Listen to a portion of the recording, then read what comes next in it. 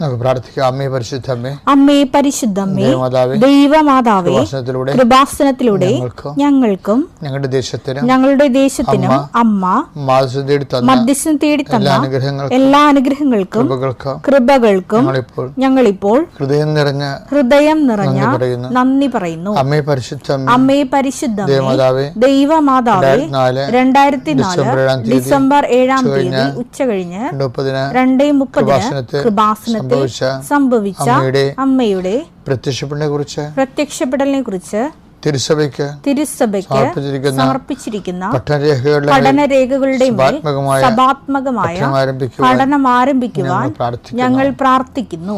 അമ്മേ പരിശുദ്ധമ്മേ, ഭൂസ്വർലോകങ്ങളുടെ രാജ്ഞിയായ അങ്ങേയ്ക്ക് ഭൗമസംരക്ഷണത്തിനായി പ്രപഞ്ച പ്രകൃതിയെ തന്നെ തിരുസഭ പ്രതിഷ്ഠിക്കുവാൻ ഈ പ്രത്യക്ഷീകരണം വഴി ഇടയാക്കണമേ. പരിശുദ്ധമ്മേ, ജപമാല മാതാവേ, സകല കൃപാസനം പ്രാർത്ഥനകളോടും ചേർത്ത് ഞങ്ങളിപ്പോൾ പ്രാർത്ഥിക്കുന്ന ഈ കുടുംബത്തിന്റെ പ്രത്യേക നിയോഗം. ഇന്നത്തെ നിയോഗം പറ മക്കളെ.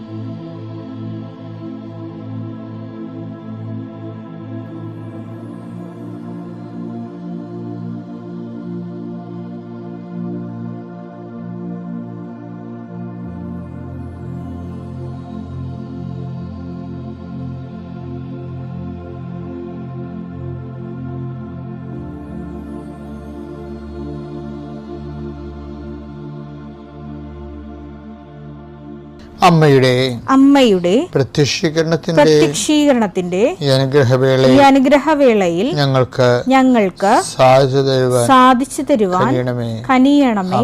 ആമേൻ. വിശ്വാസ പ്രമാണം. സർവശക്തനായ പിതാവും ആകാശത്തിന്റെയും ഭൂമിയുടെയും സൃഷ്ടാവുമായ ദൈവത്തിൽ ഞാൻ വിശ്വസിക്കുന്നു. അവിടുത്തെ ഏകപുത്രനും ഞങ്ങളുടെ കർത്താവുമായ ഈശോ മിശിഹായിലും ഞാൻ വിശ്വസിക്കുന്നു. ഈ പുത്രൻ പരിശുദ്ധാത്മാവിനാൽ ഗർഭസ്ഥനായി കന്യകാമറിയത്തിൽ നിന്ന് പിറന്ന് പൊന്തിയോസ് പീലാത്തോസിന്റെ കാലത്ത് പീഡകൾ സഹിച്ച് കുരിശിൽ തറയ്ക്കപ്പെട്ട് മരിച്ച് അടക്കപ്പെട്ട് പാതാളങ്ങളിൽ ഇറങ്ങി മരിച്ചവരുടെ ഇടയിൽ നിന്ന് 3-ാം നാൾ ഉയർത്ത് സ്വർഗത്തിലേക്ക് എഴുന്നള്ളി സർവശക്തിയുള്ള പിതാവായ ദൈവത്തിന്റെ വലതുഭാഗത്തിരിക്കുന്നു. അവിടെ നിന്ന് ജീവിക്കുന്നവരെയും മരിച്ചവരെയും വിധിക്കുവാൻ വരുമെന്നും ഞാൻ വിശ്വസിക്കുന്നു. പരിശുദ്ധാത്മാവിലും ഞാൻ വിശ്വസിക്കുന്നു. വിശുദ്ധ കത്തോലിക്കാ സഭയിലും പുണ്യവാന്മാരുടെ ഐക്യത്തിലും പാപങ്ങളുടെ മോചനത്തിലും ശരീരത്തിന്റെ ഉയർപ്പിലും നിത്യമായ ജീവിതത്തിലും ഞാൻ വിശ്വസിക്കുന്നു. ആമേൻ.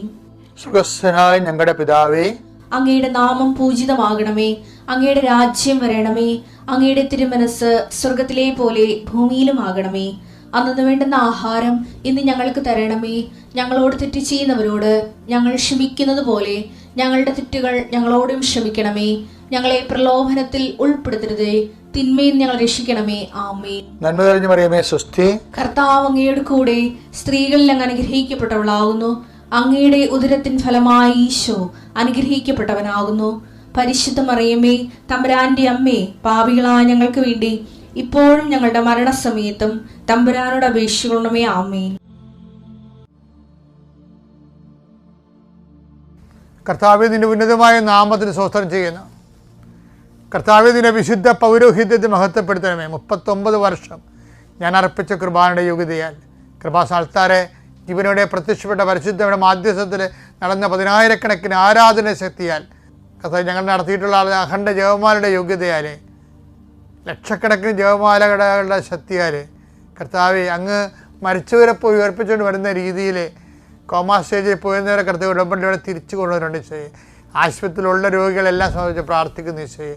കുടുംബങ്ങളിൽ കിടപ്പായിപ്പോയി രോഗികളെ സംബന്ധിച്ച് പ്രാർത്ഥിച്ചാൽ രോഗി കിടന്നു പോയതിൻ്റെ പേരിൽ ഇപ്പോൾ ജോലിക്ക് അവിടെ ബൈസ്റ്റാൻഡറായിട്ടുള്ളവർക്ക് ആ രോഗിയെ നോക്കുന്നവർക്ക് ജോലിക്ക് പോകാൻ പറ്റാത്ത രീതിയിൽ സാമ്പത്തികമായ തകർച്ചയും കടങ്ങളും വന്നിട്ടുള്ളവർ എന്ത് ചെയ്യും, എങ്ങനെ ജീവിക്കുമെന്നൊരു എത്തുമ്പോഴില്ല വിഷമിക്കുന്നുണ്ട് ഈശോയെ. മക്കളില്ലാത്തവരെ സംബന്ധിച്ച് പ്രാർത്ഥിക്കുന്ന ഈശോയെ, ഇന്ന് 28 കൊല്ലമായിട്ട് മക്കളില്ലാത്ത ഒരാൾക്ക് ഞാൻ പ്രാർത്ഥിച്ചു കർത്താവ്. എന്നിട്ട് 28ാമത്തെ കൊല്ലവും പോലും കർത്താവെ അവരുടെ കണ്ണുനീര് കണ്ടാൽ നമുക്ക് സഹിക്കാൻ പറ്റത്തില്ല. കാര്യം അങ്ങനെയുള്ളവർ 28ാമത്തെ കൊല്ലവും അവർക്ക് ഒരു കുഞ്ഞിന് വേണ്ടി പ്രാർത്ഥിക്കുന്നുണ്ടെങ്കിൽ ആ ഒരു കുഞ്ഞിന് വേണ്ടി എന്തുമാത്രം ആഗ്രഹിക്കുന്നുണ്ട് ദൈവമേ. കർത്താവെ അവരെല്ലാം നീ സന്ധിക്കണമെന്ന് പ്രാർത്ഥിക്കുന്നു. അങ്ങേക്ക് അസാധ്യമായാലും ഒന്നുമില്ല. ഈ കല്ല് നെബ്രാസത്തിൽ ധരിപ്പിക്കുവാൻ ദൈവത്തെ കഴിയുന്നവരുടെ ദൈവത്തിൻ്റെ വാക്കിൽ ഞങ്ങൾ വിശ്വസിച്ചുകൊണ്ട് കർത്താവ് ഈ ആശീർവാദത്തെ കർത്താവ് മക്കളില്ലാത്ത എല്ലാ ദമ്പതികളെയും നീ ആശീർവദിക്കണമെന്ന് പ്രാർത്ഥിക്കുന്നു. അവർക്കെല്ലാം അവരുടെ കുഞ്ഞുങ്ങളുണ്ടാവുകയും അവർ നിന്നെ മഹത്വപ്പെടുത്തുകയും ചെയ്യട്ടെ. നിത്യം പിതാവും പുത്രനും പരിശുദ്ധാത്മാവായ സർവേശ്വരായി നീക്കുവാമീൻ.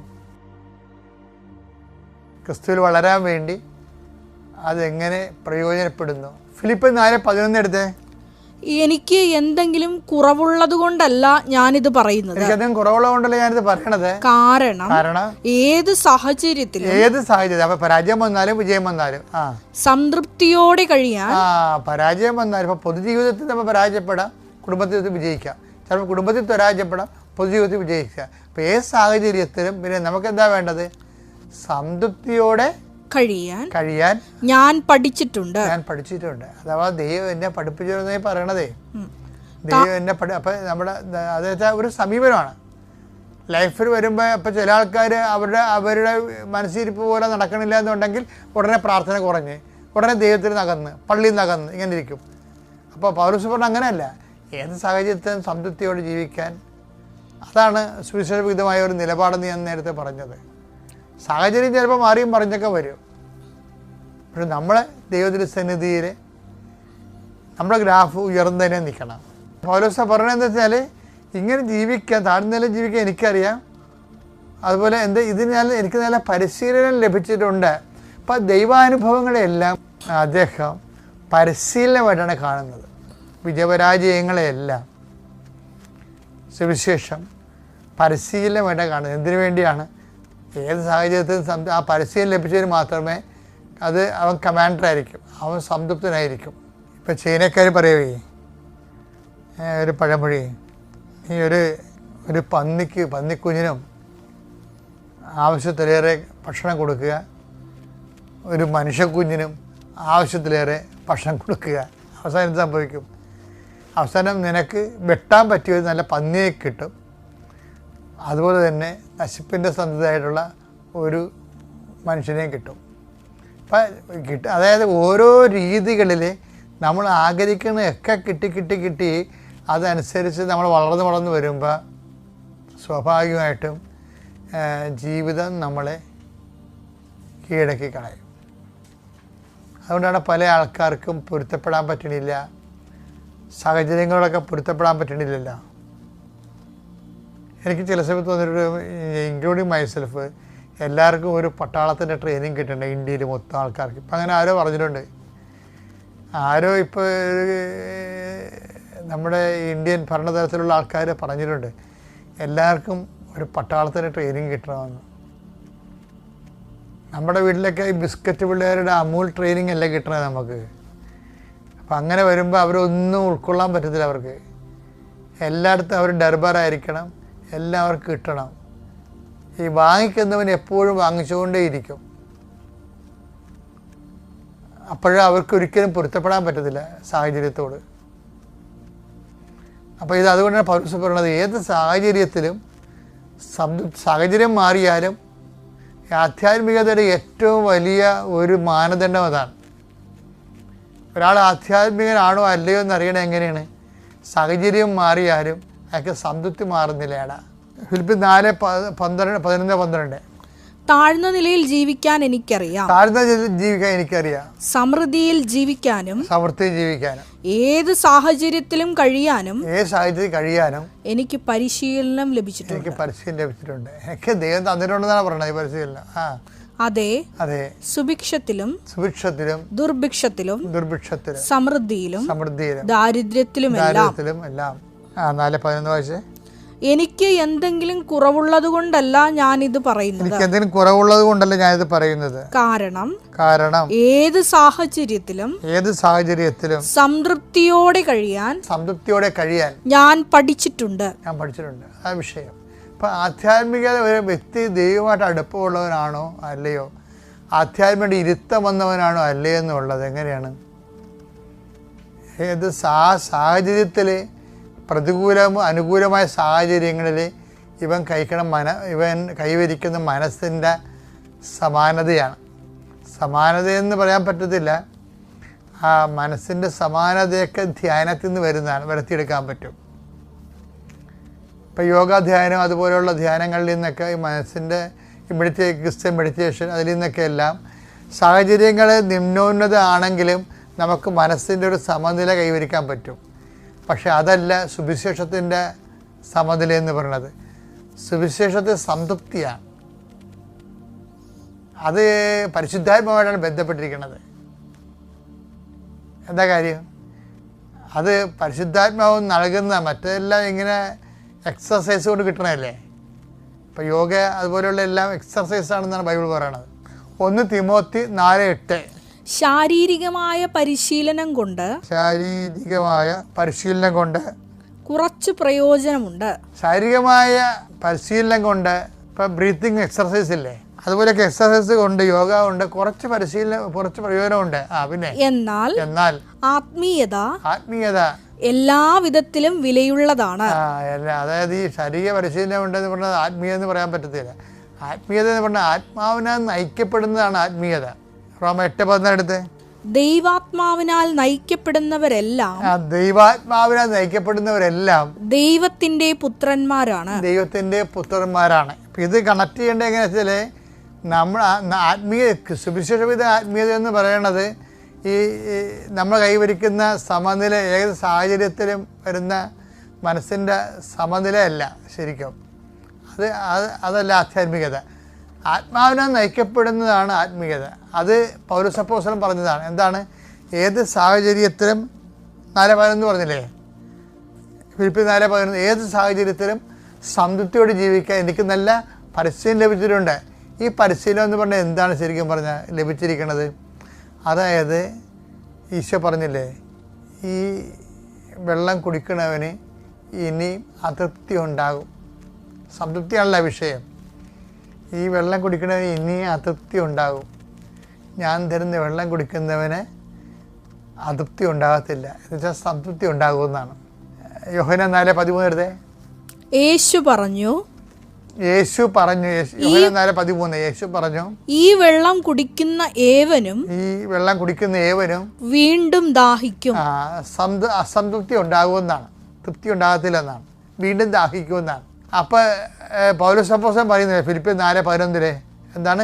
ഏത് സാഹചര്യത്തിലും സംതൃപ്തിയോടെ ജീവിക്കാൻ എനിക്ക് നല്ല പരിശീലനം ലഭിച്ചിട്ടുണ്ടെന്ന് പറയുമ്പോൾ ആ സംതൃപ്തി എന്ന് പറയുന്നത് പരിശുദ്ധാത്മാവിനുള്ളതാണ് ശരിക്കും പറഞ്ഞാൽ. ഇപ്പം ക്രിസ്തീയ സംതൃപ്തിയുടെ അടിസ്ഥാനം എന്ന് പറയുന്നത് പരിശുദ്ധാത്മാവിന് നിറവാണ്. എൻ്റെ മകൻ ആരോൺ, അവന് 2-3 വയസ്സ് പ്രായമുള്ള സമയം തൊട്ട് ചെറിയ രീതിയിൽ ഹൈപ്പർ ആക്ടിവിറ്റിയുടെ ഇഷ്യൂസ് കണ്ടു തുടങ്ങിയിരുന്നു. കുറച്ചൊക്കെ ഒരു മെഡിക്കൽ സൈഡിൽ വർക്ക് ചെയ്യുന്ന ഒരാളായതുകൊണ്ട് തന്നെ ഇതിനൊരു ശാശ്വതമായ പരിഹാരമില്ല എന്ന് എനിക്കറിയാമായിരുന്നു. ഇത് അംഗീകരിക്കാനുള്ള ബുദ്ധിമുട്ടും വളരെയേറെ ഉണ്ടായിരുന്നു. എൻ്റെ കൂടെ വർക്ക് ചെയ്യുന്ന ഒരു സിസ്റ്റർ എനിക്ക് കൃപാസനത്തിലൊരു പത്രം തന്നു. പക്ഷെ എന്നോടൊന്നും പറഞ്ഞില്ല. ജസ്റ്റ് ഈ പത്രം എൻ്റെ കയ്യിൽ തന്നിട്ട് സിസ്റ്റർ ഒന്ന് പോയി നോക്കൂ എന്ന് മാത്രം പറഞ്ഞു. നിയോഗങ്ങൾ 6 എഴുതണം അങ്ങനെയൊന്നും അറിയില്ലായിരുന്നു. പിന്നെ നമുക്കൊക്കെ ഒരു കാഴ്ചപ്പാടുണ്ടല്ലോ, നമ്മളിതെല്ലാം വിളിച്ചു പറഞ്ഞിട്ട് വേണമോ ദൈവം മനസ്സിലാക്കാൻ? അല്ലല്ലോ. ആദ്യം ഈ കുട്ടി അടങ്ങിയിരുന്നത് ഞാൻ പ്രാർത്ഥിക്കുന്ന സമയത്ത് എൻ്റെ ഒപ്പമാണ്. ഉടമ്പടി വസ്തുക്കളും ആയ തേന്, ഉപ്പ് ഇവ കൊടുക്കുമായിരുന്നു സ്കൂളിൽ പോകുന്നതിന് മുമ്പ്. മറ്റാരോടും ഒരു പരാതിയും പറഞ്ഞില്ല, ആരോടും ഇത് പ്രശ്നത്തെപ്പറ്റിയും പറഞ്ഞില്ല.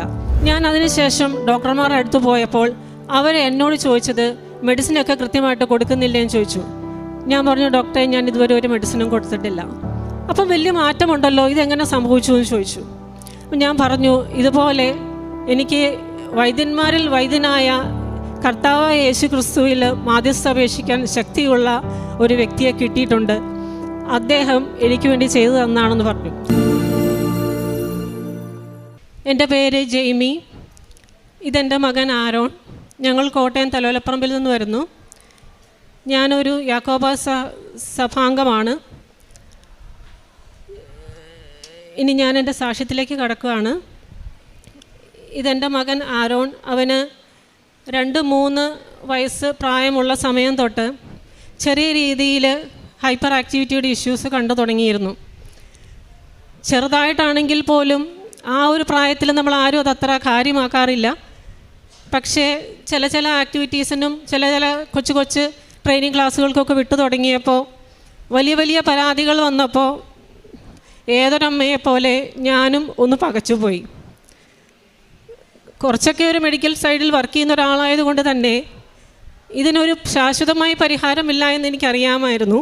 ഇത് അംഗീകരിക്കാനുള്ള ബുദ്ധിമുട്ടും വളരെയേറെ ഉണ്ടായിരുന്നു. മെഡിക്കൽ കോളേജിൽ കാണിച്ചു, മറ്റ് പല ഡോക്ടർമാരോട് അഭിപ്രായം ചോദിച്ചു, ഞാൻ വർക്ക് ചെയ്യുന്ന സ്ഥലത്തെയും ഡോക്ടർമാരോട് ചോദിച്ചു. പിന്നെ കുറേയൊക്കെ നമ്മൾ ഒതുക്കും. അങ്ങനെ പലരോട് സംസാരിച്ച് കഴിഞ്ഞപ്പോഴും മെഡിക്കലി ഡയഗ്നോസ് ചെയ്തപ്പോഴും പറഞ്ഞത് ഇതിനങ്ങനെ ഒരു ശാശ്വതമായ പരിഹാരമില്ല, മെഡിസിൻ കഴിച്ചുകൊണ്ട് ഇങ്ങനെ തുടർന്ന് പോകാം എന്നറിയിച്ചു. നമുക്ക് മെഡിസിൻസിനെ പറ്റി അറിയാവുന്നതുകൊണ്ടും പിന്നെ മാനസികമായി നമ്മൾക്ക് ഇതിനോട് താല്പര്യമില്ലാത്തത് കൊണ്ടും ഞാനിതിങ്ങനെ കരുതി വെച്ചു, പ്രത്യേകിച്ചൊന്നും ചെയ്തില്ല. അപ്പോൾ ആ സമയത്ത് എൻ്റെ കൂടെ വർക്ക് ചെയ്യുന്ന ഒരു സിസ്റ്റർ എനിക്ക് കൃപാസനത്തിലൊരു പത്രം തന്നു. പക്ഷേ എന്നോടൊന്നും പറഞ്ഞില്ല, ജസ്റ്റ് ഈ പത്രം എൻ്റെ കയ്യിൽ തന്നിട്ട് സിസ്റ്റർ ഒന്ന് പോയി നോക്കൂ എന്ന് മാത്രം പറഞ്ഞു. പക്ഷെ അതുകൊണ്ടാവാം ഞാനത് വെറുതെ എൻ്റെ കയ്യിൽ വെച്ചു എന്നുള്ളതല്ലാതെ അതിലേക്ക് ശ്രദ്ധിച്ചില്ല. മാതാവ് എനിക്ക് പുതിയ ആളല്ലല്ലോ എന്നൊരു തോന്നൽ എനിക്കുണ്ടായിരുന്നു. മാതാവിനോട് വളരെയേറെ ഭക്തിയും സ്നേഹവും ഒക്കെ ഉള്ളൊരു വ്യക്തിയായിരുന്നു ഞാൻ. യാക്കോബായ സഭാംഗമാണെങ്കിൽ പോലും പഠിച്ചത് അത്രയും കോൺവെൻറ്റ് സ്കൂളിലായതുകൊണ്ടും അത്തരം ആ പ്രാർത്ഥനകളും ജപമാലയും ഒക്കെ എനിക്കറിയാമായിരുന്നു. പക്ഷെ അതൊരു കാലത്തിന് ശേഷം, പഠനകാലം കഴിഞ്ഞതിന് ശേഷം അതൊക്കെ കയ്യിൽ നിന്ന് പോയി. പക്ഷെ എങ്കിലും മാതാവുമായിട്ട് വലിയ ഇഷ്ടവും സ്നേഹവും ഉള്ളത് കൊണ്ട് എന്നാൽ ഒന്ന് വന്നേക്കാം എന്ന് കരുതി മാത്രം വന്നതാണ്. അങ്ങനെ ഇവിടെ വന്നു. ഡിസംബർ 2021 30-ാം തീയതി വന്നു. ഉടമ്പടി എടുക്കണം, ഇന്നത് എഴുതണം, അങ്ങനെയൊന്നും എനിക്കറിയില്ലായിരുന്നു. കാരണം അതൊന്നും അറിഞ്ഞിട്ടല്ല ഞാൻ വന്നത്. നിയോഗങ്ങൾ 6 എഴുതണം, അങ്ങനെയൊന്നും അറിയില്ലായിരുന്നു. പിന്നെ നമുക്കൊക്കെ ഒരു കാഴ്ചപ്പാടുണ്ടല്ലോ, നമ്മളിതെല്ലാം വിളിച്ചു പറഞ്ഞിട്ട് വേണമോ ദൈവം മനസ്സിലാക്കാൻ? അല്ലല്ലോ. നിന്നെപ്പറ്റി ഒരു പദ്ധതി എൻ്റെ മനസ്സിലുണ്ട്, അത് നിൻ്റെ നാശത്തിനല്ല ക്ഷേമത്തിനാണ് എന്നുള്ളതൊക്കെ അപ്പോഴും എനിക്കറിയാം. അപ്പം നമ്മളിതൊന്നും ചോദിച്ച് മേടിക്കേണ്ട കാര്യങ്ങളല്ലല്ലോ എന്നുള്ള ഒരു തോന്നൽ ഉണ്ടായിരുന്നു. സംഭവിക്കുന്നതെല്ലാം നല്ലതിന്, സംഭവിച്ചുകൊണ്ടിരിക്കുന്നത് നല്ലതിന്, സംഭവിച്ചത് നല്ലത്, അങ്ങനെയുള്ള ഒരു കാഴ്ചപ്പാടിൽ പോകുന്ന വ്യക്തി. ഒന്നും നിർബന്ധിച്ച് ചോദിച്ച് മേടിച്ച് ദൈവത്തിൽ നിന്ന് പ്രാപിക്കേണ്ടതല്ല എന്നൊരു തോന്നൽ. അപ്പോൾ ഇങ്ങനെ ഒരു കാര്യം വന്നപ്പോൾ ഞാൻ ഇവിടെ വന്നു. ഉടമ്പടിയുടെ കാര്യങ്ങൾ അന്വേഷിച്ചു. ഒരുവിധം കാര്യങ്ങളൊക്കെ മനസ്സിലായി. ഞാൻ ശ്രദ്ധിച്ച ഒരു കാര്യം, പ്രാർത്ഥനയല്ല ഇതിനകത്ത് പ്രധാനമായിട്ടും ഉള്ളത്, കാര്യങ്ങൾ ചെയ്യാനുണ്ട്. നമ്മൾ ബൈബിളിൽ വായിച്ചിട്ടുണ്ട്, കാരുണ്യ പ്രവർത്തികൾ ചെയ്യണം, മറ്റുള്ളവരെ സഹായിക്കണം, ഉള്ളത് മറ്റുള്ളവർക്കില്ലാത്തവർക്ക് കൊടുക്കണം, അങ്ങനെയൊക്കെ. പക്ഷെ നമ്മളൊന്നും ചെയ്യാറില്ല. അതുപോലെ തന്നെ ഞാനും ഒന്നും ചെയ്യാറില്ല. വായിച്ചു വിടും. അച്ഛൻ ധ്യാനത്തിൽ, നമ്മുടെ പള്ളികളിലുള്ള ധ്യാനത്തിലും മറ്റു കാര്യങ്ങളിലും പ്രാർത്ഥനാ യോഗങ്ങളിലും ഒക്കെ ഇതെല്ലാം പറയുമ്പോൾ എല്ലാം കേൾക്കും. പക്ഷെ അതിനപ്പുറത്തേക്ക് ഒരു പ്രവൃത്തി ഉണ്ടായിരുന്നില്ല. അപ്പോൾ ഇങ്ങനെ വന്നപ്പോൾ ഇതെനിക്കൊരു ലോജിക്കുള്ള ഒരു പാക്കേജ് പോലെ തോന്നി. അന്നേ തോന്നി എനിക്ക്. ഞാനത് ഈ അൽത്താരയിൽ നിന്ന് ഉള്ളത് പറയണമല്ലോ.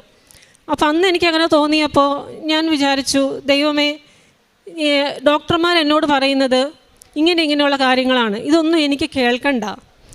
ഇത്രമേൽ ശക്തിയുള്ള ഒരു പാക്കേജാണ് എങ്കിൽ അവിടുന്ന് എനിക്ക് വേണ്ടി എന്താണ് ചെയ്യാൻ പോകുന്നത് എന്ന് എന്നെ ഒന്ന് അറിയിച്ചു തരണമേ എന്ന് പ്രാർത്ഥിച്ചു. വെറുതെ മനസ്സിൽ പ്രാർത്ഥിച്ചത് മാത്രമേ ഉള്ളൂ. ഉടമ്പടിയിലെ നിയോഗങ്ങൾ അന്ന് ആ സമയത്ത് നമ്മുടെ ജീവിതത്തിലൂടെ കടന്നു പോയിക്കൊണ്ടിരിക്കുന്ന കുറച്ച് കാര്യങ്ങൾ എഴുതിയിട്ടു. എല്ലാം ദൈവത്തിന് അറിയാമല്ലോ എന്ന ചിന്തയിൽ എഴുതിയിട്ടു. പ്രത്യേകാൽ എൻ്റെ മകൻ്റെ കാര്യവും ഞാൻ എഴുതിയിട്ടു. അതിനുശേഷം ഞാനിവിടുന്ന് പോയി. വേറെ ഡോക്ടർമാരെ ഒന്നും കാണിച്ചില്ല. നേരത്തെ ഡോക്ടർമാർ പറഞ്ഞ മെഡിസിൻസ് ഒന്നും തന്നെ വാങ്ങിയില്ല. എന്നിട്ട് ഞാൻ മാതാവിനോട് സ്ഥിരമായി പ്രാർത്ഥിച്ചുകൊണ്ടിരുന്നു, മാതാവേ, അവിടത്തേക്ക് കഴിയാത്തതായി ഒന്നുമില്ല. അവിടുന്ന് ദൈവസന്നിധിയിൽ എൻ്റെ മകന് വേണ്ടി അവിടുന്ന് മാധ്യസ്ഥം വഹിക്കണമേ. ഈ ലോക ജീവിതത്തിൽ ഈ മകന് ജീവിച്ചു പോകേണ്ടതാണല്ലോ, അതിന് തക്കതായ ഒരു സാഹചര്യം അവിടുന്ന് ഒരുക്കണമേ. ഇത്രയും ഞാൻ പ്രാർത്ഥിച്ചുള്ളൂ. ഇത് മാറ്റിത്തരണമെന്നോ അല്ലെങ്കിൽ ഇത് മാറ്റിയില്ലെങ്കിൽ എനിക്ക് സഹിക്കാൻ പറ്റില്ല, ഇതൊന്നും ഞാൻ പറഞ്ഞില്ല. അങ്ങനെ പോയിക്കൊണ്ടിരുന്നു. നമ്മുടെ ഉടമ്പടി വസ്തുക്കൾ ഈ മകന് ഞാൻ കൊടുത്തുകൊണ്ടിരുന്നു. അപ്പോൾ ക്ലാസ്സിലൊക്കെ പോകുന്ന സമയം ഓരോരോ പീരീഡുകൾ ക്ലാസ്സിൽ ഇരുന്ന്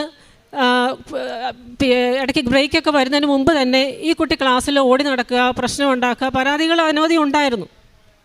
എങ്കിലും പ്രാർത്ഥനയിൽ ശക്തിപ്പെടുത്തി ആദ്യം ഈ കുട്ടി അടങ്ങിയിരുന്നത് ഞാൻ പ്രാർത്ഥിക്കുന്ന സമയത്ത് എൻ്റെ ഒപ്പമാണ്. അതോടുകൂടി എനിക്കതൊരു വെളിച്ചമായിട്ട് എനിക്ക് മാതാവിൽ നിന്ന് കിട്ടിയതാണ്. കാരണം ഞാൻ പ്രാർത്ഥിച്ചത് അത് തന്നെയാണ്.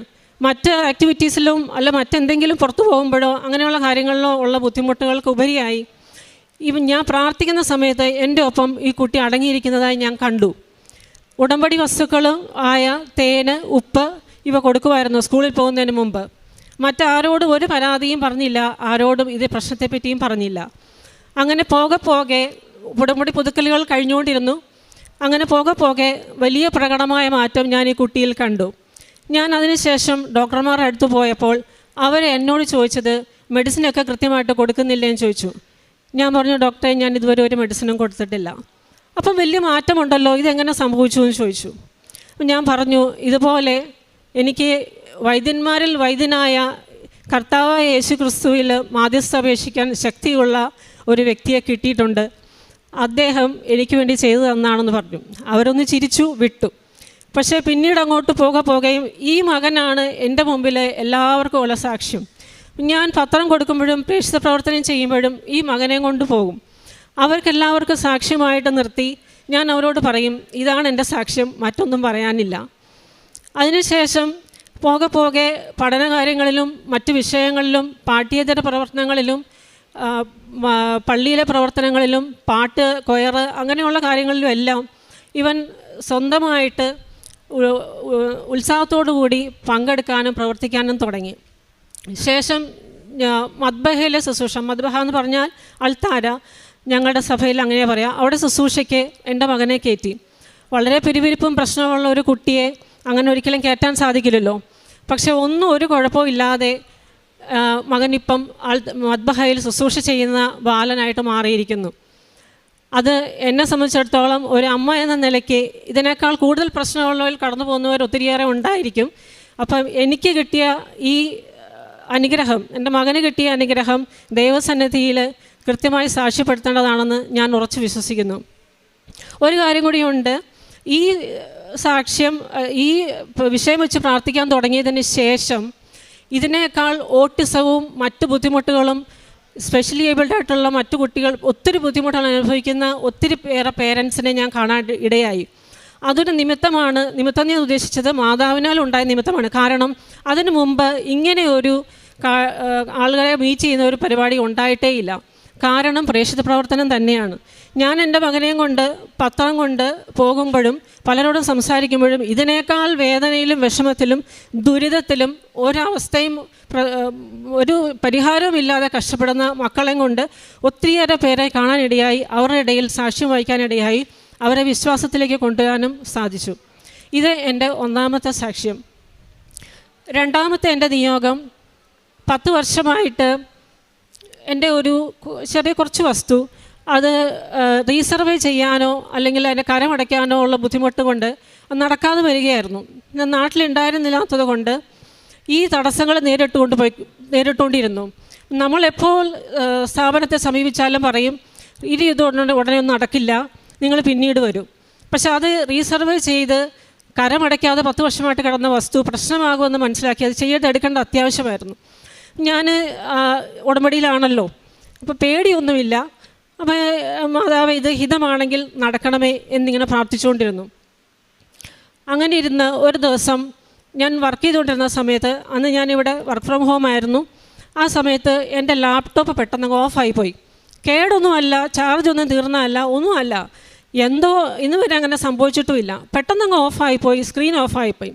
പെട്ടെന്ന് എൻ്റെ ഉള്ളിലിരുന്ന് ആരോ പറഞ്ഞു, നമ്മുടെ തഹസീൽദാരുടെ ഓഫീസ്, വില്ലേജ് ഓഫീസ് വരെ ഒന്ന് പോയി നോക്കാം, ഏതായാലും ഇത് ഓഫായിപ്പോയി, പോകാമെന്ന് ഒരു തോന്നൽ, ശക്തമായിട്ടുള്ള തോന്നൽ. ഞാൻ എത്ര ശ്രമിച്ചിട്ട് ഈ ലാപ്ടോപ്പിൻ്റെ മോണിറ്റർ ഓൺ ആവുന്നില്ല. വേണ്ട, എന്നാൽ പോയേക്കാമെന്ന് കരുതി ഞാൻ പോയി. ഞാൻ നേരെ ചെല്ലുമ്പോൾ വില്ലേജ് ഓഫീസർ അവിടെ എന്തോ തിരക്കിട്ടെന്തോ ഫോണിൽ സംസാരിച്ചുകൊണ്ടിരിക്കുകയാണ്. അപ്പോൾ ഞാൻ അവിടെ ഉള്ള ഓഫീസിലുള്ള ആൾക്കാരോട് പറഞ്ഞു, ഞാനൊരു ആപ്ലിക്കേഷൻ ഉണ്ടോ ഒന്ന് നോക്കുമോ എന്ന് ചോദിച്ചു. അവർ നോക്കിയിട്ട് പറഞ്ഞു 2-3 വർഷമായിട്ട് പെൻഡിങ് ആയിട്ട് കിടക്കുകയാണ് പലരുടെയും ആപ്ലിക്കേഷൻ. നിങ്ങളിതിപ്പോൾ എവിടെ നിന്ന് വന്നു? ഇത് ഉടനെ ഒന്നും നടക്കാൻ പോകുന്നില്ല, പോയിട്ട് പിന്നെ വരും. അപ്പം ഞാൻ ഒന്നും മിണ്ടിയില്ല. ഞാൻ പതുക്കെ അവിടെ നിന്ന് ഇറങ്ങി വന്നപ്പോഴത്തേക്കും വില്ലേജ് ഓഫീസർ ഫോൺ കോളിൽ നിന്ന് ഫ്രീ ആയിട്ടുണ്ടായിരുന്നു. ഞാൻ ജസ്റ്റ് ഉള്ളിലേക്ക് കയറി. എൻ്റെ കയ്യിൽ എവിടെ പോയാലും ഉപ്പും തേനും തൈലവും ഉണ്ടാവും.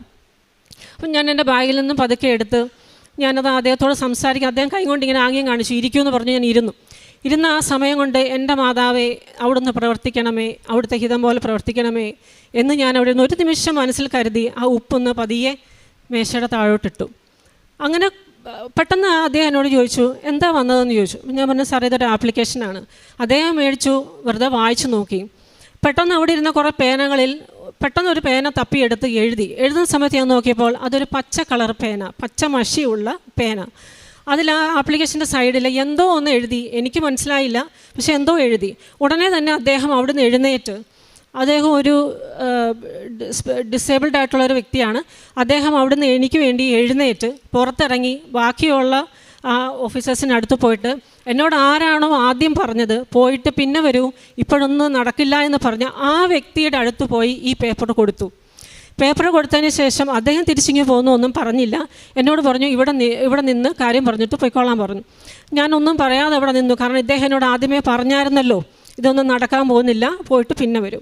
അപ്പം ഞാൻ അദ്ദേഹത്തിൻ്റെ അടുത്ത് വെറുതെ നിന്നപ്പോൾ അദ്ദേഹം ഉടനെ വീണ്ടും എന്നോട് പറഞ്ഞു, നോക്കൂ, ഞാൻ ഈ ടേബിളിലിരിക്കുന്ന ഫയൽ കണ്ടോ, ഇത് മുഴുവനും ആ ആപ്ലിക്കേഷൻസാണ്. 2-3 കൊല്ലം പഴക്കമുള്ള പെൻഡിങ് ആയിട്ട് കിടക്കുന്ന ആപ്ലിക്കേഷൻസാണ്. അപ്പോൾ അത് വെച്ചിട്ട് നിങ്ങളുടെ ഒന്നും ചെയ്യാൻ പറ്റുമെന്ന് തോന്നുന്നില്ല. ഞാൻ നേരത്തെ പറഞ്ഞാൽ നല്ല വലിയ പ്രതീക്ഷയൊന്നും വേണ്ട, പോയിക്കോ എന്ന് പറഞ്ഞു. ശരി, ഞാനൊന്നും മിണ്ടിയില്ല, ചിരിച്ചു പോന്നു. അതൊരു വെള്ളിയാഴ്ചയായിരുന്നു. പിറ്റേന്ന് ശനിയാഴ്ച, ഞായറാഴ്ച ഞാൻ പള്ളിയിലെ കുർബാനയ്ക്ക് ശേഷം തിരിച്ചു വരുന്ന വഴിക്ക് എൻ്റെ സ്ഥലത്തിൻ്റെ അതിൽ കൂടിയാണ് വരുന്നത്. അവിടെ ഒരു നിമിഷം വണ്ടി നിർത്തി ഞാനൊന്ന് മനസ്സിൽ കരുതി, മാതാവേ നിൻ്റെ ഹിതം എന്തോ അത് സമയമായെങ്കിൽ അവിടുന്ന് നടത്തിത്തരുന്ന അവിടുത്തെ മഹത്വത്തിനായി അത് നടത്തിത്തരുന്നെങ്കിൽ സ്വീകരിക്കാൻ ഞാൻ തയ്യാറെന്ന് മാത്രം പറഞ്ഞു. അപ്പോൾ അന്നും ഈ മകൻ എൻ്റെ കൂടെയുണ്ട്. ഞാൻ ജസ്റ്റ് ഒന്ന് അവിടെ ഉപ്പിട്ടു പോന്നു. വീട്ടിലെത്തുന്നതിന് മുമ്പ് തന്നെ എനിക്കൊരു കോള്, അത് സർവേയറുടെ കോളായിരുന്നു. ഞായറാഴ്ച ദിവസം ഏത് ഗവൺമെൻറ് ഉദ്യോഗസ്ഥനാണ് നമ്മളെ വിളിക്കുക? ഞായറാഴ്ച ദിവസം കുർബാനയ്ക്ക് ശേഷം വീട്ടിലെത്തുന്നതിന് മുമ്പ് തന്നെ എനിക്കൊരു കോള്, നാളെ ഞാൻ നിങ്ങളുടെ സ്ഥലം ഇന്നടുത്ത സ്ഥലമല്ലേ, ഇന്നതല്ലേ പേര്, ഇന്നതല്ലേ വീട്ടുപേര്, ശരി ഞാൻ നാളെ നിങ്ങളുടെ സ്ഥലത്ത് 11:30 എത്തുന്നു, നിങ്ങൾ വരുമോ എന്നല്ല വരണം എന്ന് പറഞ്ഞു. ഞാൻ ആകെ അന്തം വിട്ടുപോയി. ആരാണിങ്ങനെ വിളിക്കുക? അതും ആ സർവേയർ തന്നെ നേരിട്ട് മൊബൈലിലേക്ക്. ഞാനൊരു ശുപാർശയും അവിടെ കൊടുത്തിട്ടില്ല, ശുപാർശയ്ക്കായിട്ട് ആരെയും കൊണ്ടുപോയുമില്ല. എൻ്റെ ശുപാർശകൾ മുഴുവൻ ചെയ്തത് പരിശുദ്ധ മാതാവാണ്. ഞാൻ സമ്മതിച്ചു. പിറ്റേ ദിവസം തന്നെ പോയി മറ്റെല്ലാ ഭാഗത്തേക്കുള്ള സർവേയും മാറ്റിവെച്ച് ഇദ്ദേഹം എൻ്റെ അളക്കാനുള്ളത് അളന്നും അതിൻ്റെ അതിലും തിരിച്ച് അത് സർവേ നടത്തി. ഒരാഴ്ചയ്ക്ക് ശേഷം ഞാൻ മറ്റ് നടപടിക്രമങ്ങളും എല്ലാം നടത്തി അത് കരമടച്ചു. അതെൻ്റെ രണ്ടാമത്തെ സാക്ഷ്യം. ഇതെല്ലാം മാതാവ് പ്രത്യക്ഷപ്പെട്ട് മുന്നിൽ നടത്തി തന്നു എന്നല്ല ഞാൻ പറയുന്നത്. പക്ഷേ എന്തുകൊണ്ടാണ് ഞാൻ ജോലി ചെയ്തുകൊണ്ടിരുന്ന സമയത്ത് എൻ്റെ മോണിറ്റർ ഓഫായതും, ആ സമയത്ത് ഞാൻ ഇറങ്ങി ഈ ഓഫീസിലേക്ക് പോയതും, ആ സമയത്ത് എന്തുകൊണ്ടാണ് വില്ലേജ് ഓഫീസർ ഫ്രീ ആയതും, ആ സമയത്ത് എന്തുകൊണ്ടാണ് മറ്റൊരു തടസ്സം ഇത് നടക്കില്ല എന്ന് പറയിപ്പിച്ചതും, ആ സമയത്ത് എന്തുകൊണ്ടാണ് എൻ്റെ ഉള്ളിൽ പ്രത്യാശയും പ്രതീക്ഷയും ഇല്ല ഇത് നടക്കും, മാതാവ് ഇടപെടും എന്നൊരു തോന്നൽ വന്നതും, അതൊക്കെ മാതാവിൻ്റെ പ്രത്യക്ഷീകരണത്തിൻ്റെ സാക്ഷികൾ തന്നെയാണ്. മൂന്നാമതായി എനിക്ക് പറയാനുണ്ട്, ഞാൻ വർക്ക് ചെയ്യുന്നൊരു കോർപ്പറേറ്റ് ഫീൽഡിലാണ്. ഒത്തിരിയേറെ സ്ട്രെസ്സും ടെൻഷനും 8 മണിക്കൂർ കൊണ്ട് തീരുന്ന ജോലിയും ഒന്നും അല്ല. ഒത്തിരി സ്ട്രെസ്സും ടെൻഷനും ചിലപ്പോൾ 12 മണി അങ്ങനെയൊക്കെയാണ് തീരാറ്. അപ്പോൾ ഞാൻ ആ സമയത്ത് നിൽക്കുന്ന എൻ്റെ സ്റ്റാറ്റസിൽ കുറച്ച് ബുദ്ധിമുട്ടുകളുണ്ടായിരുന്നു. നമ്മളീ പറയുന്ന പോലെയുള്ള പ്രേക്ഷിത പ്രവർത്തനങ്ങൾക്കും മറ്റു കാരുണ്യ പ്രവൃത്തികൾക്കും കൃത്യമായി ചെയ്യാൻ പറ്റാത്തൊരവസ്ഥ. പക്ഷേ എനിക്ക് നിർബന്ധമുണ്ടായിരുന്നു അത് ചെയ്യണമെന്നുള്ളത്. അതിനുവേണ്ടി ഞാൻ ശക്തമായിട്ട് പ്രാർത്ഥിച്ചുകൊണ്ടിരുന്നു. അപ്പോഴാണ് ഒരു അറിവ് കിട്ടിയത്, പ്രമോഷൻ കിട്ടി ഈ സ്റ്റാറ്റസിൽ നിന്ന് മാറുവാണെങ്കിൽ ഈ അവസ്ഥയ്ക്കൊരു മാറ്റം വരും, ഞാൻ കുറച്ച് ഫ്രീ ആകും. ഞാൻ അതിനുവേണ്ടി പ്രാർത്ഥിച്ചുകൊണ്ടിരുന്നു. കാരണം അന്ന് വരെയും പ്രാർത്ഥനകൾ പലപ്പോഴും മുടങ്ങിയിട്ടുണ്ട്. ഞാൻ ഉള്ളത് പറയണമല്ലോ, പ്രാർത്ഥനകൾ പലപ്പോഴും രാവിലത്തെയും വൈകിട്ടത്തെയും ഇടയ്ക്കെങ്കിലുമൊക്കെ മുടങ്ങിയിട്ടുണ്ട്. പക്ഷേ പ്രവർത്തനങ്ങൾ എനിക്ക് വലിയ ഇഷ്ടമായിരുന്നു. ഈ നമ്മുടെ ഉടമ്പടിയുടെ പാക്കേജ് കൃത്യമായി ചെയ്യാൻ വേണ്ടിയിട്ട് ഉള്ള വഴികൾ ഞാൻ പറ്റുന്ന എന്തൊക്കെയാണെന്ന് അന്വേഷിച്ചുകൊണ്ടിരുന്നു. പിന്നീട് അച്ഛൻ പറയുമല്ലോ നമ്മുടെ സ്റ്റാറ്റസ് ഡൗൺ ആക്കി. ഞാൻ ഓർത്തു, ഇതെൻ്റെ ഒരു സ്റ്റാറ്റസ് ആണോ, ഈ ഒരു ജോലി എൻ്റെ സ്റ്റാറ്റസ് ആണോ, വരുമാനമുണ്ടല്ലോ, അപ്പോൾ അത് ഞാൻ ഇനി ഡൗൺ ആക്കണോ? ആകെ ഒരു കൺഫ്യൂഷൻ. ഡൗൺ ആക്കി അത് കളഞ്ഞിട്ട് വേണോ ഞാൻ പ്രേക്ഷിത പ്രവർത്തനത്തിന് പോകാൻ? അങ്ങനെയൊക്കെ ഞാൻ ആലോചിച്ചുകൊണ്ടിരുന്നു. കാരണം എനിക്ക് വലിയ ആത്മവിശ്വാസമായിരുന്നു ആ സമയത്ത്, എനിക്ക് ഇതിന് മുമ്പ് കിട്ടിയ അനുഭവങ്ങളെ വെച്ചിട്ട്. ഞാനിങ്ങനെ ആലോചിച്ചുകൊണ്ടിരുന്നു, എന്ത് വേണം. അപ്പോൾ അങ്ങനെ ഇരിക്കുന്ന സമയത്ത് ഈ കഠിനമായ ജോലി, അതായത് 10-12 മണിക്കൂറോളം കമ്പ്യൂട്ടറിന് മുമ്പിൽ ഒന്ന് ജോലി ചെയ്യാമെന്ന് പറഞ്ഞു കഴിഞ്ഞാൽ അത് ബുദ്ധിമുട്ട് കൂടുതൽ പറയണമെന്നുണ്ടെങ്കിൽ എൻ്റെ ആരോഗ്യ പ്രശ്നം കൂടി പറയണം. എനിക്ക് ഓക്കുലാർ മയോപ്പതി എന്ന് പറഞ്ഞൊരു അസുഖമുണ്ട്. അത് കണ്ണിൻ്റെ മസിൽസിനെ ബാധിക്കുന്ന പ്രശ്നമാണ്. അപ്പോൾ നിങ്ങൾക്ക് ഊഹിക്കാം, കമ്പ്യൂട്ടറിൻ്റെ മുമ്പിലോ മൊബൈലിൻ്റെ മുമ്പിലോ ഒന്നും അധികം സമയം ചെലവഴിക്കാൻ പറ്റാത്ത അവസ്ഥ. കാഴ്ചയുടെ പ്രശ്നമല്ല, മസിൽസിൻ്റെ പ്രശ്നമാണ്, അത് മാറുകയില്ല. അതിലൊന്നും എനിക്ക് പരാതിയൊന്നും ഞാൻ അപ്പോഴിപ്പോഴും നിയോഗത്തിലും വെച്ചിട്ടില്ല. അതൊക്കെ അങ്ങനെ കിടക്കും, അതൊന്നും പ്രശ്നമല്ല. അതിലൂടെ പ്രവർത്തിക്കുമ്പോഴാണല്ലോ നമുക്ക് കരുത്തും ശക്തിയും വലിയ സാക്ഷ്യവുമാവുന്നത്. അപ്പോൾ ഞാനിങ്ങനെ പ്രമോഷൻ്റെ കാര്യം വെച്ചാലോ അത് വെച്ച് ഞാൻ സമർപ്പിച്ച് പ്രാർത്ഥിക്കാൻ തുടങ്ങി. കുറച്ച് തടസ്സങ്ങളൊക്കെ ഉണ്ടായിരുന്നു. കാരണം എനിക്ക് സമയമായിട്ടില്ല, പ്രമോഷനുള്ള സമയം ആയിട്ടില്ല, ആവുന്നതേ ഉള്ളൂ. പക്ഷേ ആ സമയത്തെ കട്ട് ചെയ്തുകൊണ്ട് പരിശുദ്ധ മാതാവ് എനിക്ക് ഒരു പ്രമോഷൻ, ഞാനത് എവിടെയും ആപ്ലിക്കേഷനോ അങ്ങനെ ഒന്നും വെച്ചിട്ടില്ല. പക്ഷേ അത് കൃത്യമായ സമയത്ത് അത് മാതാവ് റെഡിയാക്കി തന്നു, എന്നെ ഫ്രീ ആക്കി തന്നു. ശനിയാഴ്ചയും ഞായറാഴ്ചയും ധാരാളം മതി. ഞാൻ വർക്ക് ചെയ്യുന്നത് ബാംഗ്ലൂരാണ്. ധാരാളം മതി എനിക്കത് പ്രേക്ഷിത പ്രവർത്തനം ചെയ്യാനായിട്ട്. അങ്ങനെ 3ാമത്തെ നിയോഗവും അതങ്ങനെയായി സാധിച്ചു വന്നു. 4ാമതായിട്ട് ഞാൻ ഈ വർക്കിൻ്റെ ഈ പാറ്റേൺ ഒക്കെ വെച്ചിട്ട് ഒരു മാറ്റം ആവശ്യമാണെന്ന് കരുതിക്കൊണ്ടിരിക്കുന്ന സമയത്ത് തന്നെ എനിക്കൊരു ഇങ്ങോട്ട് ഒരു കൂട്ടുകാരി വഴി ഒരു അറിയിപ്പുണ്ടായി, ഇങ്ങനെ വിദേശത്തേക്കൊന്ന് ശ്രമിക്കൂ, നിനക്കാവുമ്പോൾ ശരിയാകും എന്നിങ്ങനെ പറഞ്ഞു. അപ്പം അപ്പോഴും നമുക്കറിഞ്ഞുകൂടാ, പിടിച്ച് വലിച്ച് ദൈവത്തിൻ്റെ കയ്യിൽ നിന്ന് എന്തെങ്കിലും മേടിച്ച് പോകാമെന്നുള്ളതല്ലല്ലോ. നമുക്കുള്ളതാണെങ്കിൽ, ദോഷം ചെയ്യുന്നതാണെങ്കിൽ തീർച്ചയായും അത് നമ്മിൽ നിന്ന് മാറിപ്പോയേ പറ്റൂ. അപ്പം അങ്ങനെ ഒരു കാഴ്ചപ്പാട് എനിക്കുള്ളത് കൊണ്ട് ഇതും ഞാൻ അതേ മാനസികാവസ്ഥയോടു കൂടി സമർപ്പിച്ചു. ദൈവമേ, ഇത് നല്ലതെങ്കിൽ തരിക, ഇല്ലെങ്കിൽ എന്നിൽ നിന്ന് തട്ടിമാറ്റുക. ഇങ്ങനെ തന്നെ മനോഭാവത്തോടെ മുന്നോട്ട് പോയി. ആദ്യത്തെ പ്രാവശ്യം ഞാനത് ഇഗ്നോർ ചെയ്തു. കാരണം നമുക്ക് വിദേശത്ത് പോകുന്ന ഒത്തിരിയേറെ ഏജൻസികളുടെ ബുദ്ധിമുട്ടോ അങ്ങനെ ഇങ്ങനെയൊക്കെ ഉണ്ടല്ലോ. അപ്പോൾ അത് ഞാൻ വിട്ടു. പക്ഷേ എങ്കിലും 2ാമത് ഇത് വീണ്ടും എൻ്റെ മുമ്പിലേക്ക് വന്നു. ഞാനതങ്ങനെ പതുക്കെ പ്രോസസ്സിങ് നടത്തിക്കൊണ്ടിരിക്കുന്നതേ ഉള്ളൂ, കഴിഞ്ഞിട്ടില്ല. പക്ഷെ അതിന് മുമ്പ് എനിക്ക് PT എന്നുള്ള പരീക്ഷ എഴുതാനുണ്ടായിരുന്നു. അപ്പോൾ ഇത്രയും ടൈറ്റ് ഷെഡ്യൂളായിട്ട് വർക്ക് ചെയ്യുന്ന എനിക്ക് ഇതിനുവേണ്ടി പഠിക്കാനായിട്ട് പ്രത്യേകിച്ച് സമയമൊന്നും കണ്ടെത്താൻ കഴിയില്ല. ഞാൻ ചുമ്മാ ഒരു ഡേറ്റ് എടുത്തു, പ്രാർത്ഥിച്ച് തന്നെ ഡേറ്റ് എടുത്തു. പ്രാർത്ഥനയ്ക്ക് ശേഷം മനസ്സിൽ വന്ന ഒരു ഡേറ്റ് പെട്ടെന്നെടുത്തു. പക്ഷെ നോക്കിയപ്പോൾ അത് 2 ദിവസം കഴിഞ്ഞിട്ടുള്ള ഡേറ്റാണ്. കിട്ടി, എനിക്ക് ഷെഡ്യൂൾ കിട്ടി, പക്ഷെ 2 ദിവസം കഴിഞ്ഞിട്ടുള്ള ഡേറ്റാണ്. പഠിക്കാനോ പ്രിപ്പയർ ചെയ്യാനോ ഒന്നിനും സമയമില്ല. സാരമില്ല, മാതാവ് തന്ന ഡേറ്റാണെന്ന് മനസ്സിൽ കരുതിക്കൊണ്ട് അത് തന്നെ കൊടുത്തു, പോയി എഴുതി. പരീക്ഷയ്ക്ക് കയറുന്നതിന് മുമ്പ് തേന് ഞാൻ നന്നായി കഴിച്ചിരുന്നു. നന്നായി എന്ന് പറഞ്ഞാൽ പ്രാർത്ഥിച്ച് 2-3 തുള്ളി കഴിച്ചിരുന്നു. അതിനുശേഷം ഞാനിവിടെ ഇരിക്കുന്ന സമയത്ത്, കമ്പ്യൂട്ടർ ബേസ്ഡ് എക്സാമാണ്, അവിടെ ഇരിക്കുന്ന സമയത്ത് പ്രാർത്ഥിച്ചുകൊണ്ടിരുന്നു. നമ്മളതിൻ്റെ സ്പീക്കിങ്ങിൻ്റെ ഒരു സെക്ഷനുണ്ട്. അപ്പം നമ്മൾ സംഭവിക്കുന്നത് എന്താണെന്ന് വെച്ച് കഴിഞ്ഞാൽ, യൂഷ്വലി നമ്മൾ സ്പീക്ക് ചെയ്യുന്ന സമയത്ത് മറ്റുള്ള ക്യൂബിക്കിളിലിരിക്കുന്നവരും കൂടെ സംസാരിക്കും. അവരുടെ വോയിസ് നമ്മുടെ മേലെ കയറി വരും. നമ്മൾ പറയുന്നത് ഒരു പക്ഷേ പ്രോപ്പറായിട്ട് റെക്കോർഡ് ചെയ്യണമെന്നില്ല. ചിലപ്പോൾ അവർ പറയുന്നതിന് മേൽ ശ്രദ്ധിച്ചു പോകും. ഇങ്ങനെയൊക്കെയുള്ള ചലഞ്ചസ് ഉള്ള ഒരു എക്സാമാണ്. അത് തന്നെ സംഭവിച്ചു. ഞാൻ സ്പീക്കിങ്ങിൻ്റെ സമയത്ത് പറഞ്ഞു തുടങ്ങിയപ്പോൾ അപ്പുറത്തെ ക്യൂബിക്കിളിലിരിക്കുന്ന കുട്ടി പറഞ്ഞത് ഉറക്കെ കേൾക്കാൻ തുടങ്ങി. അബദ്ധവശാൽ ഞാനും അത് തന്നെ പറഞ്ഞു. പക്ഷെ നല്ല ഫ്ലോയിൽ പറഞ്ഞു. പക്ഷേ ഏറ്റവും കൂടുതൽ മാർക്ക് വന്നത് അന്നേരം എനിക്ക് മനസ്സിലായി അതെൻ്റെ കയ്യിൽ നിന്ന് പോയി. പക്ഷേ എന്നാലും ടെൻഷൻ വന്നില്ല. ഞാൻ ഇപ്പം ഉടമ്പടിയിൽ പോകുമ്പോൾ നമുക്കൊന്നിനും ടെൻഷനില്ല. കാരണം ഒന്നും നമ്മൾ കൊണ്ട് നടക്കുമല്ലോ, എല്ലാം ദൈവത്തിനെ ഏൽപ്പിച്ചു കഴിഞ്ഞാൽ പിന്നെ നമ്മൾ എന്തിനാണ് ആവലാതിപ്പെടുന്നത്? ഇത് നമുക്കുള്ളതാണെങ്കിൽ നമുക്ക് തന്നെ വരും. അപ്പോൾ അടുത്ത ക്യൂബിക്കിളിരുന്ന ആ കാൻഡിഡേറ്റ് എന്താണോ പറഞ്ഞത് അത് തന്നെ ഞാനും പറഞ്ഞു, വളരെ വ്യക്തമായി തന്നെ പറഞ്ഞു. പക്ഷേ മറ്റ് മൊഡ്യൂളിനെക്കാട്ടിലും ഏറ്റവും കൂടുതൽ മാർക്ക് വീണതും സ്പീക്കിങ്ങിന് തന്നെയായിരുന്നു. Full mark 90 out of 90. ആ അവസരത്തിൽ അത് ഞാൻ പിന്നീട് വീട്ടിലെത്തിയതിന് ശേഷമാണ് അറിയുന്നത്. എങ്കിൽ പോലും അവിടുന്ന് എനിക്കൊരു ആത്മവിശ്വാസം ഉണ്ടായിരുന്നു, ഇങ്ങനെ സംഭവിച്ചെങ്കിൽ അതിനും ഒരു കാരണമുണ്ട്. നമ്മളല്ല പദ്ധതി ഇടുന്നത്, ഞാൻ പഠിച്ചത് തന്നെ പറയണമെന്ന് പദ്ധതി ഇടുന്നത് ഞാനാണ്. പക്ഷേ അതല്ല അവിടെ സംഭവിക്കേണ്ടത്. മാതാവിൻ്റെ പദ്ധതി എന്താണോ, മാതാവിൻ്റെ മഹത്വീകരണത്തിനായിട്ട് വഴിയൊരുക്കുന്ന നിലയിൽ ആ ഒരു പരീക്ഷയും അങ്ങനെ നടന്നു, വിജയിച്ചു. പിന്നെ ചെറുതും വലുതുമായി ഒത്തിരിയേറെ നമ്മുടെ ജീവിതത്തിലുള്ള ദൈനംദിന ആവശ്യങ്ങളിൽ, ദൈനംദിന കാര്യങ്ങൾ ഒത്തിരിയേറെ കടന്നു പോകുന്നുണ്ട്. നമ്മളെല്ലാം അറിഞ്ഞും കേട്ടുമൊന്നുമല്ല ചെയ്യുന്നത്. എത്രയോ ദുരന്തങ്ങളും എത്രയോ പ്രയാസങ്ങളും പ്രതിസന്ധികളും പലതരത്തിലും നമ്മളെ വന്ന് തട്ടി വീഴ്ത്താവുന്നത് എങ്ങനെയൊക്കെയോ മാറിപ്പോകുന്നുണ്ടെന്നുള്ളത് അറിയുന്നത് അപ്പോഴല്ല, പിന്നെ എപ്പോഴെങ്കിലും ആയിരിക്കും. അങ്ങനെ പല പല കാര്യങ്ങളും ഉണ്ട്. എല്ലാം വിശദീകരിക്കാൻ നിന്ന് കഴിഞ്ഞാൽ തീരില്ല. പക്ഷേ ഉടമ്പടിയിൽ അന്ന് 2021 തൊട്ട് കൃത്യമായി ഞാൻ പുതുക്കി പോരുന്നുണ്ട്. എന്തൊക്കെ സംഭവിച്ചാലും പത്രം എനിക്കിവിടെ വരാൻ പറ്റിയില്ലെങ്കിലും ഇവിടെ വരുന്നവരെ കൊണ്ട് വരുത്തിച്ച് ഞാൻ കൊടുക്കാറുണ്ട്.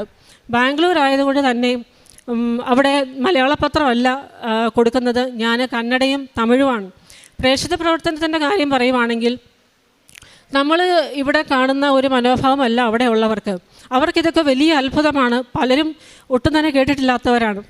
എനിക്ക് കന്നഡ ഭാഷ അത്ര അറിയില്ല എങ്കിൽ പോലും ഞാൻ കൊടുക്കുന്ന ഓരോ പത്രവും ഇത്രയും ഞാൻ ഈ പറഞ്ഞ സാക്ഷ്യങ്ങളുണ്ടല്ലോ, ഇത് അത്രയും പറഞ്ഞ് ഓരോ പ്രാവശ്യവും അപ്ഡേറ്റ് ആവുന്ന സാക്ഷ്യങ്ങളും ചേർത്ത് വെച്ച് അത്രയും സമയമെടുത്താണ് ഒരു പത്രം ഒരു വ്യക്തിക്ക് കൊടുക്കുന്നത്, കൈമാറുന്നത്.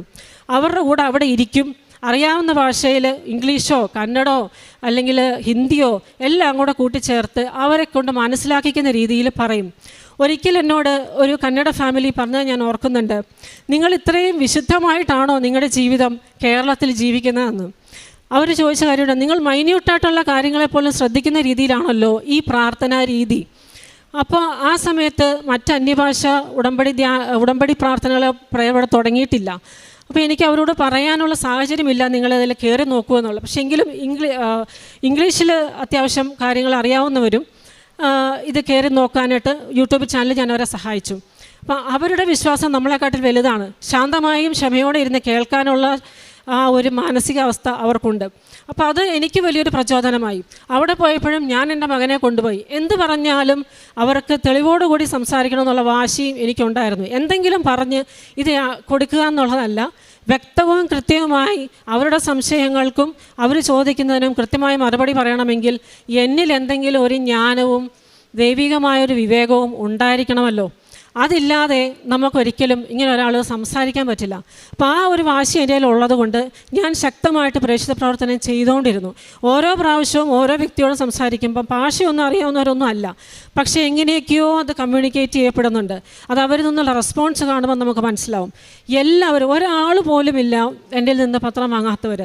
എല്ലാവരും എന്നോട് സംസാരിച്ചവരും ഞാൻ കൊടുത്തവരും ഞാൻ കൃത്യമായി പത്രം കൊടുത്തവരെല്ലാം കൃത്യമായി വാങ്ങിയിട്ടുണ്ട്. ഒരുപാട് പത്രം കൊടുക്കുന്നതിലല്ലായിരുന്നു ഞാൻ ചെയ്തുകൊണ്ടിരുന്നത്, കൊടുത്ത പത്രം അത്രയും ഫലപ്രദമായി പോയി എന്നുള്ളതായിരുന്നു.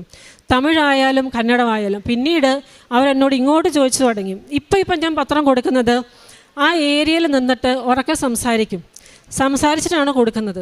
പണ്ടൊക്കെ തുടക്കത്തിലൊക്കെ നമുക്കൊരു ചമ്മലായിരുന്നു, എന്താ പറയേണ്ടതെന്ന് അറിയാത്തത് കൊണ്ടുള്ള ഒരു ചമ്മലായിരുന്നു. പക്ഷേ ഈ പത്രം കയ്യിലുള്ളപ്പോൾ ആദ്യം നമ്മളത് വായിക്കണം. നമ്മളത് വായിച്ച് അതിനകത്ത് പറയാനുള്ളതിൻ്റെ ഒരു സംക്ഷിപ്ത രൂപം അതിനകത്ത് തന്നെ ഉണ്ട്. എന്നോട് വാങ്ങിച്ചവർ കൂടുതലും മറ്റ് അന്യമതസ്ഥിലുള്ളവരാണ്. ആ ഏരിയയിൽ ഞാൻ സ്ഥിരമായിട്ട് കൊടുക്കുന്നുമുണ്ട്, എന്നെ കാത്തിരിക്കുന്നവരുമുണ്ട്. പിന്നെ കേരളത്തിൽ ഞാൻ പത്രം കൊടുത്ത സമയത്ത് ഒരു ഗവൺമെൻറ് ഉദ്യോഗസ്ഥനാണെന്ന് തോന്നുന്നു, അദ്ദേഹം എന്നോട് ചോദിച്ചു, എന്താണ് ദൈവം സർവശക്തനാണല്ലോ, പിന്നെ എന്തുകൊണ്ടാണ് കുരിശുമരണവും പീഡാനുഭവവും ദൈവം ഒഴിവാക്കാതിരുന്നതെന്ന് ചോദിച്ചു. അപ്പം ഞാനിങ്ങനെ നമുക്കിതൊന്നും പ്രിപ്പയർ ആയിട്ടൊന്നും അല്ലല്ലോ പോകുന്നത്. അപ്പം ഞാൻ എൻ്റെ ഉള്ളിൽ ഇങ്ങനെ, മാതാവേ എന്താണ് ഞാൻ പറയേണ്ടതെന്ന് ചോദിച്ചു. അപ്പം എൻ്റെ ഉള്ളിൽ തോന്നിച്ചത് ഇങ്ങനെയാണ്, അത് ഞാൻ അങ്ങനെ തന്നെ പറഞ്ഞു. അപ്പോൾ അദ്ദേഹം എന്നോട് ആദ്യമേ ഇങ്ങോട്ട് പറഞ്ഞു, ഞാൻ നോക്കിക്കുക ടീപ്പോയിൽ നിറച്ചും കൃപാസന പത്രമാണ് കിടക്കുന്നത്, ഇതെനിക്ക് എപ്പോഴും കിട്ടാറുണ്ട്, ഇപ്പം എന്താണ് നിങ്ങൾക്ക് എന്നോട് പറയാനുള്ളതെന്ന് ചോദിച്ചു. അതൊരവസരമായിട്ട് കണ്ടുകൊണ്ട് ഞാൻ പറഞ്ഞു, നമ്മൾ ഉപദേശമല്ല മനുഷ്യൻ ആവശ്യം, മാതൃകയാണ് ആവശ്യം. മാതൃക നമുക്ക് പലപ്പോഴും ഉണ്ടാവാറില്ല. നീ അങ്ങനെ ചെയ്യൂ, നീ ഇങ്ങനെ ചെയ്യൂ, ദൈവരാജ്യം പ്രാപിക്കൂ എന്ന് പറയുന്നുണ്ട്. പക്ഷെ നമ്മൾക്ക് പ്രവൃത്തിയിലൂടെ ചെയ്യാൻ പറ്റുന്ന ഒരു ഉടമ്പടി ജീവിതമാണ് ഞാൻ നയിക്കുന്നത്. പ്രവൃത്തി എന്താണെന്ന് അദ്ദേഹം ചോദിച്ചപ്പോൾ ഞാൻ പറഞ്ഞു, ഇത് പ്രവൃത്തികളിൽപ്പെട്ട ഒന്നാണ്. ഞാൻ താങ്കളുടെ മുമ്പിൽ നിൽക്കുന്നത്, പത്രമായിട്ട് നിൽക്കുന്നത് ആ പ്രവൃത്തിയിൽപ്പെട്ട ഒന്നാണ്. അദ്ദേഹം കൂടുതൽ ഉന്മേഷത്തോടെ എന്നോട് ചോദിച്ചു, എന്താണ് പറഞ്ഞതിൻ്റെ അർത്ഥം? ഞാനപ്പം ബാക്കി ഇലാബറേറ്റ് ചെയ്ത് അദ്ദേഹത്തോട് സംസാരിച്ചു. പരിശുദ്ധ പിതാവിന് അവിടുത്തെ പുത്രനെ രക്ഷിക്കാൻ കഴിയുമായിരുന്നു. പക്ഷേ ഒരു സാധാരണ മനുഷ്യൻ്റെ ജീവിത ലൈഫ് സൈക്കിൾ പോകുന്ന എങ്ങനെയാണ്? പ്രശ്നങ്ങളിലൂടെയും പ്രയാസങ്ങളും സന്തോഷങ്ങളും മാത്രമല്ല, ഈ കാലഘട്ടത്തിലൂടെ കടന്നു പോകുന്ന ഒരു വ്യക്തിയായിട്ട് വചനം മാംസമായിട്ട് ഭൂമിയിൽ അവതരിച്ച് സാധാരണ ഒരു അമ്മയിൽ നിന്ന് ഉരുവായ ഒരു കുട്ടിയായി ജനിച്ച ആ ബാലനിൽ നിന്നും 33 വയസ്സ് വരെയുള്ള ഒരു യുവാവായി ആ ജീവിതം നമ്മുടെ മുമ്പിൽ കാണിച്ച് തന്ന് തെളിവായി ബൈബിളിലൂടെ നമ്മളോട് സംസാരിച്ചാണ് ക്രിസ്തുവായ യേശു നമ്മളിൽ നിന്നും പോയിരിക്കുന്നത്. അതൊരു മാതൃകയാണ്. ഈ മാതൃക ഞാൻ വേറെങ്ങും കണ്ടിട്ടില്ല. ഉപദേശിക്കാനും പറയാനും എളുപ്പമാണ്, ഒരു ക്ലാസ് എടുക്കാൻ എളുപ്പമാണ്. പക്ഷേ ഒരു ജീവിതം കാണിച്ചു തന്ന് എങ്ങനെ അഭിമുഖീകരിക്കണമെന്ന് പഠിപ്പിച്ചു തന്ന് കുരിശേറി ഉയർത്തെഴുന്നേറ്റ് പോയ യേശു ക്രിസ്തുവിൻ്റെ നാമത്തിലാണ് ഞാനിത് നിങ്ങൾക്ക് തരുന്നതും സംസാരിക്കുന്നതും. അദ്ദേഹം കുറച്ചു നേരം മിണ്ടാതെ നിന്നിട്ട് എന്നോട് പറഞ്ഞു, ശരിയാണ്, വെറുതെ എന്തെങ്കിലും പറഞ്ഞാലും നിങ്ങളിപ്പോൾ എന്തെങ്കിലും എന്നെ ഉപദേശിച്ചിട്ട് പോയാലും ഞാനത് ശ്രദ്ധിക്കണമെന്നില്ലല്ലോ. ഓക്കെ, നിങ്ങൾ ഇത്രയും സംസാരിച്ചാൽ സന്തോഷമുണ്ട്, വേറെ ആരും ഇതുപോലെ സംസാരിച്ചില്ല. ചെറിയ കാര്യമാണ് പറഞ്ഞതെന്ന് എനിക്ക് അന്നേരം ഞാൻ തിരിച്ച് നടന്നു പോകുന്നപ്പോൾ ഞാൻ ആലോചിച്ച് ഞാൻ എന്താണ് പറഞ്ഞതെന്ന് എനിക്ക് ഓർമ്മയില്ലായിരുന്നു. പിന്നീട് ഒന്നുകൂടെ പറയാൻ ശ്രമിച്ചിട്ടും എനിക്ക് പിന്നെ പറ്റിയില്ല. പക്ഷേ ആ സമയത്ത് ആ ചോദ്യത്തിനൊരു ഉത്തരം അങ്ങനെ കൊടുത്തു. പ്രേക്ഷിത പ്രവർത്തനം വളരെ കാര്യമായിട്ട് തന്നെ നടന്നു പോകുന്നു. കാരുണ്യ പ്രവർത്തികൾ എന്ന് പറഞ്ഞാൽ ഉടമ്പടി തുടങ്ങിയ കാലത്ത് ഒരു പുതുക്കലൊക്കെ കഴിഞ്ഞപ്പോഴത്തേക്കും ഞാൻ പറഞ്ഞല്ലോ പ്രമോഷൻ വന്ന കാര്യം. പ്രമോഷനോടൊപ്പം തന്നെ സാലറിയുടെ ഇൻക്രിമെൻറ്റും പ്രതീക്ഷിക്കാത്ത കുറച്ച് ബോണസും കാര്യങ്ങളും വന്നു.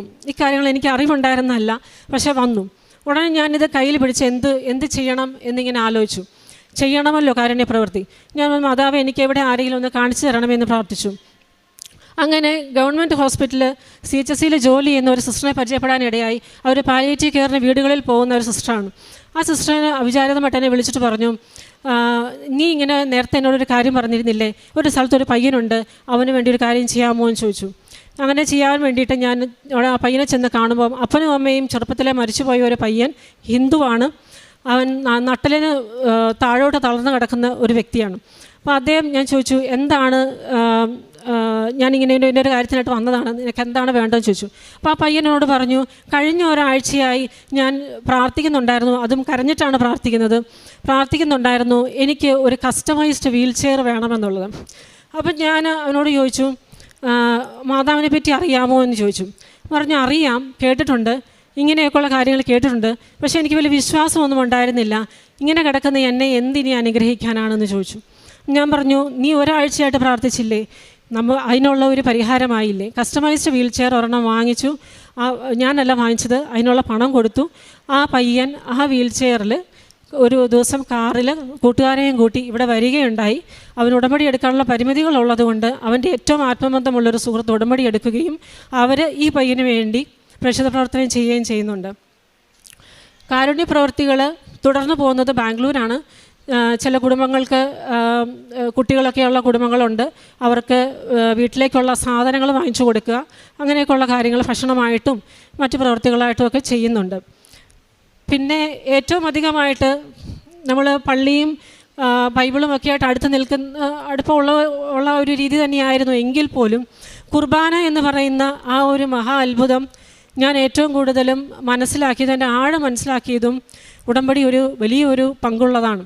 കാരണം കുർബാനയുടെ സമയത്ത് നമ്മൾ എങ്ങനെ പോയാലും ഏതെങ്കിലുമൊക്കെ ഒരു സാഹചര്യത്തിൽ ഏതെങ്കിലുമൊക്കെ ഒരു സമയത്ത് നമ്മുടെ ശ്രദ്ധ മാറിപ്പോകാനും മറ്റ് വിചാരങ്ങൾ അല്ല ഇത് കഴിഞ്ഞിട്ട് അടുത്ത എന്ത് ചെയ്യണം അങ്ങനെയൊക്കെയുള്ള ചിന്തകളിലേക്കൊക്കെ പോകുന്ന ഒരവസ്ഥ ഉണ്ടായിരുന്നു.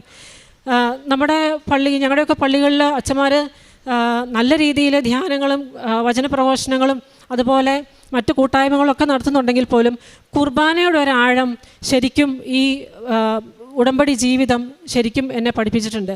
കുർബാനയിൽ ഒരു നിമിഷം പോലും ശ്രദ്ധ പതറാതെ, മനഃപൂർവ്വം ചെയ്യുന്നതല്ല, പക്ഷെ ഒരു നിമിഷം പോലും ശ്രദ്ധ പതറാതെ അച്ഛൻ കുർബാന ചൊല്ലുന്ന അതേ രീതിയിൽ തന്നെ അതേ സമയം അതേ വരികൾ തന്നെ എൻ്റെ ഉള്ളിൽ കൂടെ പോകാറുണ്ട്. കണ്ണുനീരോടെ അല്ലാതെ ഒരു കുർബാന പോലും ഞാൻ തീർക്കാറില്ല. അത് കഴിഞ്ഞ ഒരു 1.5 കൊല്ലമായിട്ട് അങ്ങനെ തന്നെയാണ് പോകുന്നത്. കുർബാന ഒരിക്കലും നഷ്ടപ്പെടുന്ന ഒരു കാര്യവും ചെയ്യാറില്ല. പ്രത്യേകാൽ ഒന്നും തന്നെ നമ്മുടെ കാര്യങ്ങൾ വിളിച്ചു പറയുകയല്ല അവിടെ ചെയ്യുന്നത്. ആ കുർബാനയിൽ അച്ഛൻ പറഞ്ഞു പോകുന്ന സകല വരികളിലും നമ്മുടെ സകല കാര്യങ്ങളിലും ഒരു സമ്പൂർണ്ണ പ്രാർത്ഥനയാണ്. അതുപോലെ തന്നെ ജപമാലയും ഏറ്റവും ശ്രദ്ധയോടുകൂടി സ്കൂളിലൊക്കെ പഠിക്കുന്ന സമയത്ത് ജപമാല ചൊല്ലുമെന്നുണ്ടായിരുന്നെങ്കിലും പരീക്ഷയിൽ ജയിപ്പിക്കണേ അല്ലെ അങ്ങനെയുള്ള കാര്യങ്ങൾ മാത്രം അതിൻ്റെ പ്രാധാന്യം മനസ്സിലാക്കാതെയാണ് പോയിക്കൊണ്ടിരുന്നത്. പക്ഷേ ഇന്നിപ്പോൾ അങ്ങനെയല്ല. മാതാവിൻ്റേതായ സമയവും മാതാവിൻ്റെ മധ്യസ്ഥതയാൽ കർത്താവായ യേശു ക്രിസ്തുവിനും എൻ്റെ ജീവിതത്തിൽ പ്രധാനപ്പെട്ട ഒരു സമയവും. നാമത്തിന് മഹത്വമുണ്ടാകട്ടെ. ആമേൻ. പരിശുദ്ധമായ ഈ അൾത്താരയിൽ നമുക്ക് ഓരോരുത്തർക്കും വേണ്ടി പ്രത്യക്ഷപ്പെട്ട പരിശുദ്ധ അമ്മ എൻ്റെ കുഞ്ഞുങ്ങളുടെ പഠനം, ജോലി എന്നിവ ക്രമീകരിച്ചതിനെ പറ്റിയുള്ള സാക്ഷ്യമാണ് ഞാൻ നിങ്ങളുമായി പങ്കുവെക്കുന്നത്. എൻ്റെ പേര് ജ്യോതി തോമസ്. ഇത് എൻ്റെ മക്കളായ തെരേസായി എലിസബത്തും. ഞങ്ങൾ പാലായിൽ നിന്നും വരുന്നു. 2/4/22 ഞാൻ ഉടമ്പടി എടുത്തത്. 11 തവണ പുതുക്കിയിട്ടുണ്ട്. എൻ്റെ മകൾ തെരേസ BSc നേഴ്സിംഗ് കഴിഞ്ഞ് വീട്ടിൽ വന്ന സമയത്ത് അവൾ ഞങ്ങളോട് പറഞ്ഞു അവൾക്ക് ഒരു പ്രാവശ്യം OET എഴുതിയിട്ട് ഏതെങ്കിലും ഹോസ്പിറ്റലിൽ പ്രാക്ടീസിന് കയറുന്നതാണ് ഇഷ്ടമെന്ന് പറഞ്ഞു. അത് അവൾ വിചാരിച്ചാൽ കിട്ടത്തില്ല, മാതാവ് വിചാരിച്ചാൽ എനിക്ക് OET പാസ്സാകാൻ പറ്റുമെന്ന് പറഞ്ഞു. അതുകൊണ്ട് തന്നെ ഞങ്ങളത് നിയോഗത്തിൽ വെച്ചു. അങ്ങനെ OET കോച്ചിങ്ങിന് പോയി എക്സാം ഡേറ്റ് എടുത്തു. എക്സാം കഴിഞ്ഞപ്പോൾ റിസൾട്ടിന് പകരം ഒരു മെയിൽ വന്നു. അത് ഹോൾഡ് ചെയ്ത് വെച്ചിരിക്കുവാണ്, റീചെക്ക് ചെയ്യണമെന്ന് പറഞ്ഞു. അത് ഞങ്ങൾക്ക് അതിനെപ്പറ്റി അറിയാത്തത് കൊണ്ട് ഇതിന് മുന്നേ പരീക്ഷ എഴുതിയ കുട്ടികളോട് ഞങ്ങൾ ഇതിനെപ്പറ്റി തിരക്കി. അപ്പോൾ അവർ പറഞ്ഞത് ഇനി അത് ക്ലിയർ ചെയ്ത് തരത്തില്ല, കാരണം അത് മാൽ പ്രാക്ടീസ് നടന്നു, അതുകൊണ്ടാണെന്നാണ് പറഞ്ഞത്. ക്വസ്റ്റ്യൻ പേപ്പർ ചോർന്നതിൻ്റെ പേരിലായതുകൊണ്ട് ഇനിയും ക്ലിയർ ചെയ്ത് തരത്തില്ല, അതുകൊണ്ട് നിങ്ങൾ വേറെ പരീക്ഷയ്ക്ക് ഡേറ്റ് എടുത്തോളാനാണ് അവർ പിള്ളേർ ഞങ്ങളോട് പറഞ്ഞത്. പക്ഷേ ഞങ്ങൾ പരീക്ഷയ്ക്ക് വേറെ ഡേറ്റ് എടുക്കാതെ പരിശുദ്ധ അമ്മയ്ക്ക് ഒരു ഡേറ്റ് ഇട്ട് പ്രാർത്ഥിക്കാൻ വേണ്ടി തീരുമാനിച്ചു. അങ്ങനെ 9 ദിവസം മുൻപോട്ട് ഞങ്ങളൊരു ഡേറ്റ് ഇട്ടു. ഞങ്ങൾ എന്നിട്ട് ലൈറ്റ് ക്യാൻഡിൽ ഇട്ടു. പരിശുദ്ധ അമ്മ ഇതിൽ ഇടപെടണമെന്ന് പറഞ്ഞു. ഞങ്ങൾ അമ്മയുടെ ഡേറ്റ് ഇട്ട ആ ദിവസം അന്ന് രാത്രി സന്ധ്യാപ്രാർത്ഥനയ്ക്ക് വേണ്ടി ഞങ്ങൾ തിരി തെളിച്ചപ്പോൾ മുറിയിലാകെ മുല്ലപ്പൂവിൻ്റെ മണം വന്നു. എനിക്കും മോൾക്കും വന്നു. പരിശുദ്ധ അമ്മ ഇടപെട്ടിട്ടുണ്ടെന്ന് ഞങ്ങൾക്ക് മനസ്സിലായി. പിറ്റേ ദിവസം ഞങ്ങൾ പള്ളിയിൽ പോയിട്ട് തിരിച്ചു വന്നപ്പോൾ മോളുടെ കൂട്ടുകാരത്തി വിളിച്ചിട്ട് പറഞ്ഞു നമ്മുടെ റിസൾട്ട് വന്നിട്ടുണ്ട്, നോക്കാൻ പറഞ്ഞു. അങ്ങനെ നോക്കിയപ്പോൾ എല്ലാ രാജ്യത്തേക്കും പോകാനുള്ള B സ്കോർ തന്നു. പരിശുദ്ധ അമ്മ അവളെ സഹായിച്ചു. അപ്പോൾ തന്നെ ഒരു കാര്യം പറയാൻ മറന്നുപോയത്, പരിശുദ്ധ അമ്മ ഞങ്ങൾക്ക് OETയുടെ ലൈറ്റ് ക്യാൻഡിൽ പ്രെയർ ഇട്ട് അമ്മ ഇടപെടണമെന്ന് പ്രാർത്ഥിച്ചപ്പോൾ തന്നെ ഞങ്ങൾക്ക് തിരുവചനത്തിൽ കൂടെ അമ്മ തിരുവചനം തന്നിരുന്നു. അത് എസ്തേറിൻ്റെ പുസ്തകത്തിൽ നിന്നായിരുന്നു. അതിങ്ങനെയായിരുന്നു: കർത്താവെ, എല്ലാ വസ്തുക്കളെയും ഭരിക്കുന്ന കർത്താവെ, പ്രപഞ്ചം അങ്ങേക്ക് വിധേയമാണല്ലോ. ഇസ്രായേലിന് രക്ഷ കൊടുക്കുവാൻ അവിടത്തേക്ക് ഇഷ്ടമെങ്കിൽ അതിനെ എതിർക്കാൻ ആർക്കും ആവില്ലല്ലോ എന്നൊരു തിരുവചനം തന്നിരുന്നു. അങ്ങനെ അവൾ OET ക്ലിയർ ചെയ്തു. ഒരു ഹോസ്പിറ്റലിൽ പ്രാക്ടീസിന് കയറി. 6-ാം മാസമായപ്പോൾ തന്നെ അവൾക്കൊരു UK എന്നൊരു ഇൻ്റർവ്യൂ വന്നു. അത് പാസ്സായി. അങ്ങനെ UK പോകാൻ സാധിച്ചു. അവിടെ ചെന്ന് ഓസ്കി എന്നൊരു എക്സാം ഉണ്ടായിരുന്നു. അതും ആദ്യത്തെ പ്രാവശ്യം തന്നെ പാസ്സാകുവാൻ പരിശുദ്ധ അമ്മ ഇടപെട്ടു. അങ്ങനെ അവളിപ്പോൾ UKയിൽ രജിസ്റ്റേർഡ് നേഴ്സായിട്ട് ജോലി ചെയ്യുന്നു. രണ്ടാമത്തെ എൻ്റെ സാക്ഷ്യം, എൻ്റെ രണ്ടാമത്തെ മകൾ എലിസബത്ത് +2 കഴിഞ്ഞതിന് ശേഷം ജർമ്മൻ കോഴ്സ് ലാംഗ്വേജാണ് പഠിക്കാൻ വേണ്ടി തിരഞ്ഞെടുത്തത്. ഇവൾ പഠിച്ചുകൊണ്ടിരുന്ന ഇൻസ്റ്റിറ്റ്യൂട്ടിൽ ഏജൻസികൾ അവരെ പരിചയപ്പെടുത്താൻ വേണ്ടി വന്ന കൂട്ടത്തിൽ ഒരു ഏജൻസി പറഞ്ഞു, നിങ്ങൾ B2 വരെ പഠിച്ചിട്ട് B1ൻ്റെ എക്സാം എഴുതിയാൽ മതി, അവർ കൊണ്ടുപോയിക്കോളാമെന്ന്. അങ്ങനെ നമ്മൾ B1ൻ്റെ എക്സാം എഴുതി കഴിഞ്ഞപ്പോൾ റിസൾട്ട് വന്ന് അവരെ വിളിച്ചപ്പോൾ അവർ പറഞ്ഞു, ഇപ്പോൾ ഞങ്ങൾ B1 വെച്ച് കൊണ്ടുപോകുന്നില്ല, നിങ്ങൾ B2 പാസ്സായിട്ട് വരാൻ പറഞ്ഞു. പക്ഷേ ഇത് തന്നെ 1 വർഷത്തോളം എത്തിയിട്ടാണ് ഈ B1 തന്നെ പാസ്സായത്. അപ്പോൾ ഈ B2 ഇനി എഴുതണമെങ്കിൽ നമ്മുടെ സമയം കടന്നു പോകില്ല. അതും ഞങ്ങൾ പരിശുദ്ധ അമ്മയ്ക്ക് ലൈറ്റ് ക്യാൻഡിൽ പ്രെയർ ഇട്ടു. പരിശുദ്ധ അമ്മയെ ഏൽപ്പിച്ചു. ഞാനിങ്ങനെ ലൈറ്റ് ക്യാൻഡിൽ പ്രെയർ ഇട്ടു. പരിശുദ്ധ അമ്മയെ, എൻ്റെ മകൾ B1ൻ്റെ സർട്ടിഫിക്കറ്റ് വെച്ച് ജർമ്മനിയിൽ നേഴ്സിംഗ് പഠിക്കാൻ അമ്മ ഇടപെടണേന്ന് ഞാൻ അമ്മയോട് പ്രാർത്ഥിച്ചു. പരിശുദ്ധ അമ്മ ഞങ്ങൾ ചോദിക്കാൻ നോക്കിയിരുന്നത് പോലെ 3-ാം ദിവസം പത്രത്തിലൊരു വാർത്ത വരികയാണ്, നമ്മുടെ ഗവൺമെൻറ്റും ജർമ്മൻ ഗവൺമെൻറ്റുടെ പുതിയൊരു പദ്ധതിയിൽ ഒപ്പിട്ടിരിക്കുന്നു. അതായത് B1 B2 യോഗ്യതയുള്ള പിള്ളേരെ ജർമ്മൻ ഗവൺമെൻറ് സൗജന്യമായിട്ട് നേഴ്സിംഗ് പഠനത്തിനായി തിരഞ്ഞെടുക്കുന്നു. അങ്ങനെ 2 ആഴ്ച ഞങ്ങൾ കൊച്ചിൻ്റെ ഡീറ്റെയിൽസ് എല്ലാം നോർക്കയ്ക്ക് അയച്ചു കൊടുത്തു. 2 ആഴ്ച കഴിഞ്ഞപ്പോൾ അവിടുന്ന് ഒരു മെയിൽ വന്നു, നിങ്ങൾക്കൊരു ഇൻ്റർവ്യൂ ഉണ്ട്, തിരുവനന്തപുരത്ത് വെച്ച് നോർക്കയിൽ വെച്ചാണ് വരണമെന്ന് പറഞ്ഞു. അവിടെ ചെന്നപ്പോൾ ആ ഹോള് നിറയെ പിള്ളേരാണ്. ആദ്യത്തെ സംഭവം ആയതുകൊണ്ട് B2 പാസ്സായ പിള്ളേരായിരുന്നു കൂടുതലും. ആകെ 5 കുട്ടികളെ ഉള്ളായിരുന്നു B1 പാസ്സായത്. അപ്പോൾ തന്നെ ഞങ്ങൾക്ക് അന്ന് തന്നെ ഒരു തിരുവചനം തന്നിരുന്നു പരിശുദ്ധ അമ്മ. അതിങ്ങനെയായിരുന്നു, 2 ദിനവൃത്താന്തം 25:16, ദൈവം അത്ഭുതകരമാം വിധം സഹായിച്ചാൽ അവൻ പ്രബലനായി എന്നായിരുന്നു അത്. അങ്ങനെ ആദ്യത്തെ ഇൻ്റർവ്യൂ കഴിഞ്ഞ് തിരിച്ചു വന്നപ്പോൾ ഒത്തിരി കുട്ടികളുണ്ടായിരുന്നു. അതിൽ നിന്ന് അവരാകെ 48 കുട്ടികളെയാണ് തിരഞ്ഞെടുത്തത്. അതിലൊരാളായിട്ട് പരിശുദ്ധ അമ്മ എൻ്റെ മകളെ നിലനിർത്തി. പിന്നെ ഈ 48 പിള്ളേർക്ക് അടുത്തതായിട്ടുണ്ടായിരുന്നത് ഒരു എക്സാം ആയിരുന്നു. അത് അവർ 2 ആഴ്ച കഴിഞ്ഞപ്പോൾ പറഞ്ഞു, നിങ്ങൾക്കൊരു എക്സാം ഉണ്ട്, അതിന് വരണമെന്ന് പറഞ്ഞു.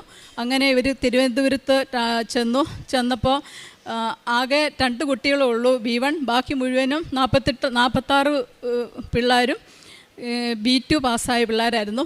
അതിൽ എക്സാം കഴിഞ്ഞ് വീട്ടിൽ വന്നപ്പോൾ മോൾ എന്നോട് പറഞ്ഞു, B2 ലെവലിലുള്ള എക്സാം ആയിരുന്നു, ഞാൻ B1 വരെയല്ലേ പഠിച്ചിട്ടുള്ളൂ, എക്സാമല്ലേ പാസ്സായിട്ടുള്ളൂ, അവിടെ മുഴുവനും B2 പിള്ളേരായതുകൊണ്ട് കിട്ടുമോയെന്നൊന്നും എനിക്കറിയില്ല. ഞാൻ പറഞ്ഞു, പരിശുദ്ധ അമ്മയല്ലേ തീരുമാനിക്കേണ്ടത്, അമ്മ തീരുമാനിക്കട്ടെ എന്ന് പറഞ്ഞു. അങ്ങനെ 2 ആഴ്ച കഴിഞ്ഞപ്പോൾ അവരുടെ മെയിൽ വന്നു, കൊച്ച് എക്സാം പാസ്സായിട്ടുണ്ട്. ആ 48 പിള്ളേരിൽ നിന്ന് അവരാകെ തിരഞ്ഞെടുത്ത് 24 പിള്ളേരെയായിരുന്നു. അതിലൊരാളായിട്ട് എൻ്റെ മകളെ നിലനിർത്തി പരിശുദ്ധ അമ്മ. പിന്നീട് ഇവർക്ക് ഉണ്ടായിരുന്നത്, ഇവരെ സ്പോൺസർ ചെയ്യുന്ന ജർമ്മനിയിലെ ഹോസ്പിറ്റലിലെ ഒരു മെഡിക്കൽ പാനലിൻ്റെ ഇൻ്റർവ്യൂ ആയിരുന്നു. അത് ഓൺലൈനായിരുന്നു. അപ്പോൾ അവർ നോർക്കയിൽ നിന്ന് നമ്മളോട് പറഞ്ഞായിരുന്നു, ഈ മെഡിക്കൽ പാനലിന് ഇവരെ ഇഷ്ടപ്പെട്ടാൽ മാത്രമേ കൊണ്ടുപോകുള്ളൂ എന്ന് പറഞ്ഞിട്ടുണ്ടായിരുന്നു. അപ്പോൾ ആ ഇൻ്റർവ്യൂവിൻ്റെ ദിവസം ഈ 24 പിള്ളേരുടെ ഇൻ്റർവ്യൂവിൽ നിന്ന് ആ ഇൻ്റർവ്യൂ കഴിഞ്ഞപ്പോൾ അവരാകെ 8 പിള്ളേരെയാണ് തിരഞ്ഞെടുത്തത്. അതിലൊരാളായിട്ട് പരിശുദ്ധ അമ്മ എൻ്റെ മകളെ നിലനിർത്തി. ഇന്നവൾ ജർമ്മനിയിൽ ആദ്യത്തെ വർഷത്തെ വിജയകരമായിട്ട് നേഴ്സിംഗ് പഠനം 1-ാം വർഷം പൂർത്തിയാക്കി തിരിച്ചെത്തിയതാണ്, സാക്ഷ്യം പറയാൻ വേണ്ടിയിട്ട്. ഇതുവരെ അവർ B2 എഴുതുന്നതിനെ പറ്റി പറഞ്ഞിട്ടേ ഇല്ല. പിന്നെ ഞങ്ങൾക്ക് ഉടമ്പടി എടുത്തതാണ്, ഉടമ്പടിയിലാണ് പരിശുദ്ധ അമ്മ പിന്നെ ഞങ്ങൾക്ക് തന്നത്. ഞങ്ങൾ ലൈറ്റ് ക്യാൻഡിൽ പ്രെയർ വഴി ഞങ്ങൾക്ക് കിട്ടിയതാണ്. മൂത്ത മകൾ BSc നേഴ്സിംഗ് പഠിച്ചുകൊണ്ടിരിക്കുന്ന സമയത്ത് അവർക്ക് യൂണിവേഴ്സിറ്റി എക്സാമിന് നല്ല മാർക്ക് കൂടി പാസ്സാകണമെന്ന് ഞങ്ങൾ ലൈറ്റ് ക്യാൻഡിൽ പ്രെയർ ഇട്ടായിരുന്നു. ഡിസ്റ്റിങ്ഷനോളം 4 വർഷവും ഡിസ്റ്റിങ്ഷനോളം മാർക്ക് തന്ന് പരിശുദ്ധ അമ്മ അവളെ സഹായിച്ചു. അതുപോലെ ഞങ്ങൾ ഡ്രൈവിംഗ് പഠിക്കാൻ വേണ്ടിയിട്ട് ആഗ്രഹമുണ്ടായിരുന്നു. ഡ്രൈവിംഗ് പഠിക്കാൻ വേണ്ടി പോയി. അപ്പോൾ എടുത്തപ്പോൾ എനിക്ക് ഒരു ഭയം ഉണ്ടായിരുന്നു. റിവേഴ്സ് വന്നപ്പോൾ ഇച്ചിരി പുറകോട്ട് പോയി. ഞാൻ ഓർത്ത് ഫെയിലാവുകയെന്ന്. ഞാൻ പെട്ടെന്ന് പരിശുദ്ധ അമ്മയെ, കൃപാസന മാതാവേ എന്നെ സഹായിക്കണേ എന്ന് പറഞ്ഞു. ആ നിമിഷം എനിക്ക് പെട്ടെന്നൊരു ശക്തി, എനിക്ക് ഒരു പേടി, എൻ്റെ കാലിന് വിറയലെല്ലാം മാറി. പെട്ടെന്ന് എനിക്ക് ശരീരത്തിന് ഒരു ഉന്മേഷം കിട്ടി.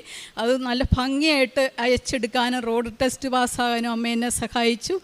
ഞങ്ങളെ ഇത്രത്തോളം സഹായിച്ച പരിശുദ്ധ അമ്മയ്ക്കും പരിശുദ്ധ അമ്മയുടെ വിലയേറിയ മധ്യസ്ഥത്താൽ ഞങ്ങളെ മഹാകാരുണ്യം കൊണ്ട്, ഈശോയുടെ മഹാകാരുണ്യം ഞങ്ങളിലേക്ക് നിറച്ച ഈശോയ്ക്കും ഒത്തിരി നന്ദി സ്നേഹവും പറയുന്നു. പ്രേക്ഷിത പ്രവർത്തനമായിട്ട് ഞങ്ങളിവിടെ നിന്ന് എല്ലാ മാസവും പത്രം മേടിച്ചുകൊണ്ട് പോകാറുണ്ട്, എല്ലാവർക്കും കൊടുക്കാറുണ്ട്. കാരുണ്യ പ്രവർത്തനമായിട്ട് സാമ്പത്തികമായിട്ട് ഞങ്ങൾ സഹായിക്കാറുണ്ട്. എല്ലാ ദിവസവും കുർബാനയിൽ ഞങ്ങൾ പോകാറുണ്ട്. അതുപോലെ ഒന്നുകൂടെ നല്ല രീതിയിൽ ഭക്തിയായിട്ട് ഒന്നുകൂടെ ഈശോയിൽ അടുത്ത് പ്രാർത്ഥിക്കുവാനുള്ള കൃപ ഞങ്ങൾക്ക് തന്നു. കൂടുതൽ ആഴത്തിൽ ഈശോയോട് ചേർന്ന് നിൽക്കാനും ഉള്ള കൃപ ഞങ്ങൾക്ക് തന്നു. ഈശോയെ നന്ദി, ഈശോയെ സ്തോത്രം. ഇത്രത്തോളം സഹായിച്ച പരിശുദ്ധ അമ്മയ്ക്കും ഈശോയ്ക്കും ഒത്തിരി നന്ദി. ഞാനാണ് ജർമ്മനിക്ക് പോയത്. B1 സർട്ടിഫിക്കറ്റ് വെച്ചാണ് ഞാൻ പോയത്. ഞാൻ ഇൻ്റർവ്യൂവിന് ചെന്നപ്പോൾ എനിക്ക് ഒരു പ്രതീക്ഷയില്ലായിരുന്നു കിട്ടുമെന്ന്. ഞാൻ വീട്ടിൽ വന്നിട്ട് അമ്മയോട് പറഞ്ഞത്, എനിക്ക് ഒരിക്കലും കിട്ടത്തില്ല, അവിടെ നിറച്ച് പിള്ളേരായിരുന്നു. എനിക്കത് കണ്ടപ്പോൾ തന്നെ പേടിയായി. ഞാൻ എന്നിട്ട് അമ്മയോട് കണ്ടിട്ട് പറഞ്ഞു, ഒരു പ്രതീക്ഷ വെക്കേണ്ട അമ്മ, നമുക്ക് കിട്ടത്തില്ല, അത്രയും പിള്ളേരുടെ ഇടയ്ക്ക് നിന്ന് എനിക്ക് കിട്ടണമെങ്കിൽ. അപ്പോഴും അമ്മ എന്നോട് പറഞ്ഞു, നീ പ്രാർത്ഥിക്കും, നമ്മുടെ കയ്യിലല്ലല്ലോ ഇരിക്കുന്ന ഒന്നും. അങ്ങനെ പരിശുദ്ധ അമ്മയുടെ മാധ്യസ്ഥ വഴി മാത്രം എനിക്ക് കിട്ടിയതാണിത്. എനിക്കതിപ്പോഴും അറിയാം, എത്രത്തോളം നന്ദി പറഞ്ഞാലും. ഞാൻ വരുന്നത് അങ്കമാലി തുറവൂർ സെൻറ്റ് അഗസ്റ്റിൻസ് ചർച്ചിൽ നിന്നാണ്. ഞാൻ 2022 ആദ്യമായി ഉടമ്പടി എടുക്കുന്നത്. ഞാനിപ്പോൾ 5 പുതുക്കി. എൻ്റെ അൽത്താരയിൽ നിന്നിട്ടുള്ള 2ാമത്തെ സാക്ഷിയാണ്. ആദ്യമായി തന്നെ അമ്മയ്ക്കും തിരുക്കുമാരനും 1000 നന്ദി. ഞാൻ എൻ്റെ ജീവിതത്തിൽ ഒരിക്കലും നടക്കില്ല എന്ന് വിചാരിച്ചൊരു കാര്യമാണ് പരിശുദ്ധ അമ്മയുടെ മധ്യസ്ഥത്തിൽ ഈശോ എനിക്ക് ചെയ്തു തന്നത്. എൻ്റെ ബാച്ചിലേഴ്സ് ഡിഗ്രി ഞാൻ ചെയ്തത് ഫിഷറി സയൻസിലാണ്. അത് 2016 ഞാൻ പാസ് ഔട്ട് ആയത്. അത് കഴിഞ്ഞപ്പോൾ ഏകദേശം 10 വർഷമായി. അപ്പോൾ അത് കഴിഞ്ഞപ്പോൾ മുതൽ ഞാൻ നോക്കുന്നതാണ് പുറത്ത് പോയി ഒരു ഇൻ്റർനാഷണൽ എക്സ്പോഷറിൽ എൻ്റെ മാസ്റ്റേഴ്സ് ഡിഗ്രി ചെയ്യണമെന്ന്. പക്ഷേ എല്ലാവർക്കും ഉണ്ടാകുന്ന ബുദ്ധിമുട്ടുകൾ എന്താണെന്ന് വെച്ച് കഴിഞ്ഞാൽ IELTS എക്സാം ക്ലിയർ ചെയ്യുക, അല്ലെങ്കിൽ ഫൈനാൻഷ്യൽ പ്രോബ്ലംസ് ആയിരിക്കും. പക്ഷേ ദൈവാനുഗ്രഹം കൊണ്ട് എനിക്ക് അതെല്ലാം ദൈവം കറക്റ്റ് സമയത്ത് എൻ്റെ ജീവിതത്തിൽ ഇടപെട്ട് അതെല്ലാം എനിക്ക് ചെയ്തു തന്നു. പക്ഷേ എന്തുകൊണ്ടോ പല പല കാരണങ്ങൾ കൊണ്ട് എനിക്ക് പുറത്ത് പോയി അത് ചെയ്യാൻ പറ്റിയില്ല. അങ്ങനെ ഞാൻ ഇവിടെ എൻ്റെ മാസ്റ്റേഴ്സ് ഡിഗ്രി ചെയ്തു. നല്ല മാർക്കിൽ തന്നെ ഞാൻ പാസ്സായി, എനിക്ക് ജോലിയൊക്കെ ആയി. പക്ഷെ അപ്പോഴും എനിക്ക് പിന്നെ ഇനിയിപ്പോൾ ഒരു മാസ്റ്റേഴ്സ് ഡിഗ്രിയുടെ ആവശ്യമില്ലല്ലോ പുറത്ത് പോയി. അപ്പോൾ ഞാൻ വിചാരിച്ചു PhDക്ക് അപ്ലൈ ചെയ്യാം. അങ്ങനെ PhDക്ക് അപ്ലൈ ചെയ്തുകൊണ്ടിരുന്ന സമയത്തൊക്കെ എനിക്ക് റിജക്ഷനാണ് എപ്പോഴും വരിക. ഞാൻ ലാസ്റ്റ് റൗണ്ട് വരെ എത്തും ഇൻ്റർനാഷണൽ ഇതിൽ. പക്ഷേ എന്നെ അവർ തള്ളിക്കളയും. അവർ പറയുന്ന ഒരു മെയിൻ കാര്യം, എനിക്ക് അവിടുത്തെ ഫിഷിനെ കുറിച്ചൊരു നോളജ് ഇല്ല, നിങ്ങൾക്കൊരു ഹാൻഡ്സ് ഓൺ എക്സ്പീരിയൻസോ അല്ലെങ്കിൽ ഒരു പ്രാക്ടിക്കൽ നോളജോ ഇല്ല. തിയററ്റിക്കൽ നോളജ് ചിലപ്പോൾ നിങ്ങളുടെ നല്ല സൗണ്ടായിരിക്കും, പക്ഷേ ഇതില്ല. അതുകൊണ്ട് നിങ്ങൾ ബെറ്റർ ഒരു കോഴ്സ് ഇവിടെ ചെയ്യൂ എന്നാണ് അവർ എന്നോട് എപ്പോഴും പറയുന്നത്. അപ്പോൾ അതിനോട് എനിക്ക് ഒട്ടും താല്പര്യമില്ലായിരുന്നു. കാരണം ഞാൻ ഓൾറെഡി ഒരു 2 years എൻ്റെ ലൈഫിൽ ഇൻവെസ്റ്റ് ചെയ്ത് നല്ലൊരു മാർക്കിൽ ഞാൻ പാസ്സായി. പക്ഷേ അപ്പോൾ അതുകൊണ്ട് എനിക്കൊരു താല്പര്യമില്ലായിരുന്നു. അങ്ങനെ ഞാൻ എൻ്റെ PhD ഇത് ഡ്രോപ്പ് ചെയ്യാം, ആ ഒരു മോഹമൊക്കെ ഡ്രോപ്പ് ചെയ്യാമെന്ന് വെച്ചാൽ ഞാൻ പിന്നെ എൻ്റെ ജീവിതമായിട്ട് മുന്നോട്ട് പോകുമായിരുന്നു. അപ്പോൾ പിന്നെ ഞാൻ മെറ്റേണിറ്റി ലീവ്, അങ്ങനെ ഒരു 3 വർഷത്തെ ഗ്യാപ്പ് എനിക്ക് വന്നു ജോലി ചെയ്യുന്നതും എൻ്റെ ഒരു അക്കാഡമിക് ലെവലിൽ നിന്ന്. അപ്പോൾ പിന്നെ എനിക്ക് തോന്നി ഇനിയൊരു PhDക്ക് അപ്ലൈ ചെയ്യുമ്പോൾ എനിക്ക് അതിനുള്ളൊരു ശക്തിയില്ല അത് ചെയ്യാനായിട്ട്. കാരണം ഇത്രയും ഗ്യാപ്പ് വന്നു, നോളജ് വൈസ് ഗ്യാപ്പ് വന്നു, ഒരു ആൾക്കാരോട് സംസാരിക്കുന്ന രീതിയിൽ അല്ലെങ്കിൽ ഫിഷിനെ ഹാൻഡിൽ ചെയ്തിട്ടുള്ള ഒരു ഗ്യാപ്പ് വന്നു. അപ്പോൾ ഞാൻ വിചാരിച്ചു എങ്കിൽ ഒരു ചെറിയൊരു കോഴ്സ് ചെയ്യാം, അവർ പറഞ്ഞ പോലെ ഒരു ചെറിയൊരു കോഴ്സ് ചെയ്യാമെന്ന് വിചാരിച്ചു. അങ്ങനെ ഞാൻ ഇവിടെ വന്ന് ഉടമ്പടി എൻ്റെ പുതുക്കി. അപ്പോൾ മാതാവ് എനിക്ക് ഒരു കോഴ്സ് കാണിച്ചു തന്നു. UK സ്കോട്ട്ലൻഡിലെ യൂണിവേഴ്സിറ്റി ഓഫ് സ്റ്റിർലിങ്ങിൽ ഇൻസ്റ്റിറ്റ്യൂട്ട് ഓഫ് അക്വാകൾച്ചർ, അവിടെ ഒരു 1 year കോഴ്സ് കാണിച്ചു തന്നു.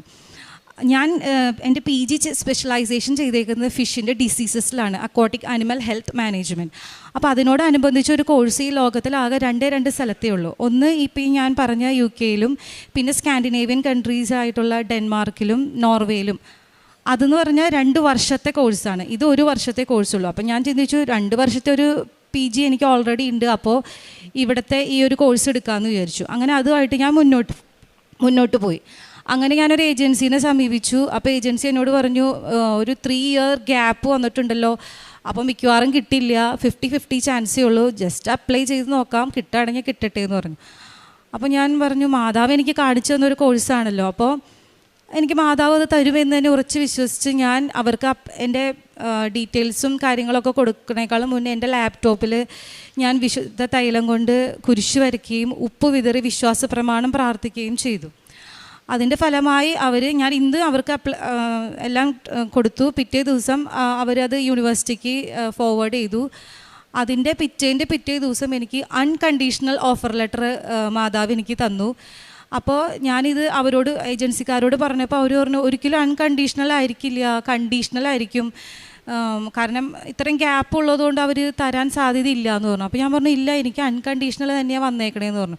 അപ്പോൾ അവർ പറഞ്ഞു ഇതൊരു വലിയ മിറാക്കിളാണല്ലോ എന്ന് പറഞ്ഞു. അപ്പോൾ എനിക്ക് നല്ല സന്തോഷമായി.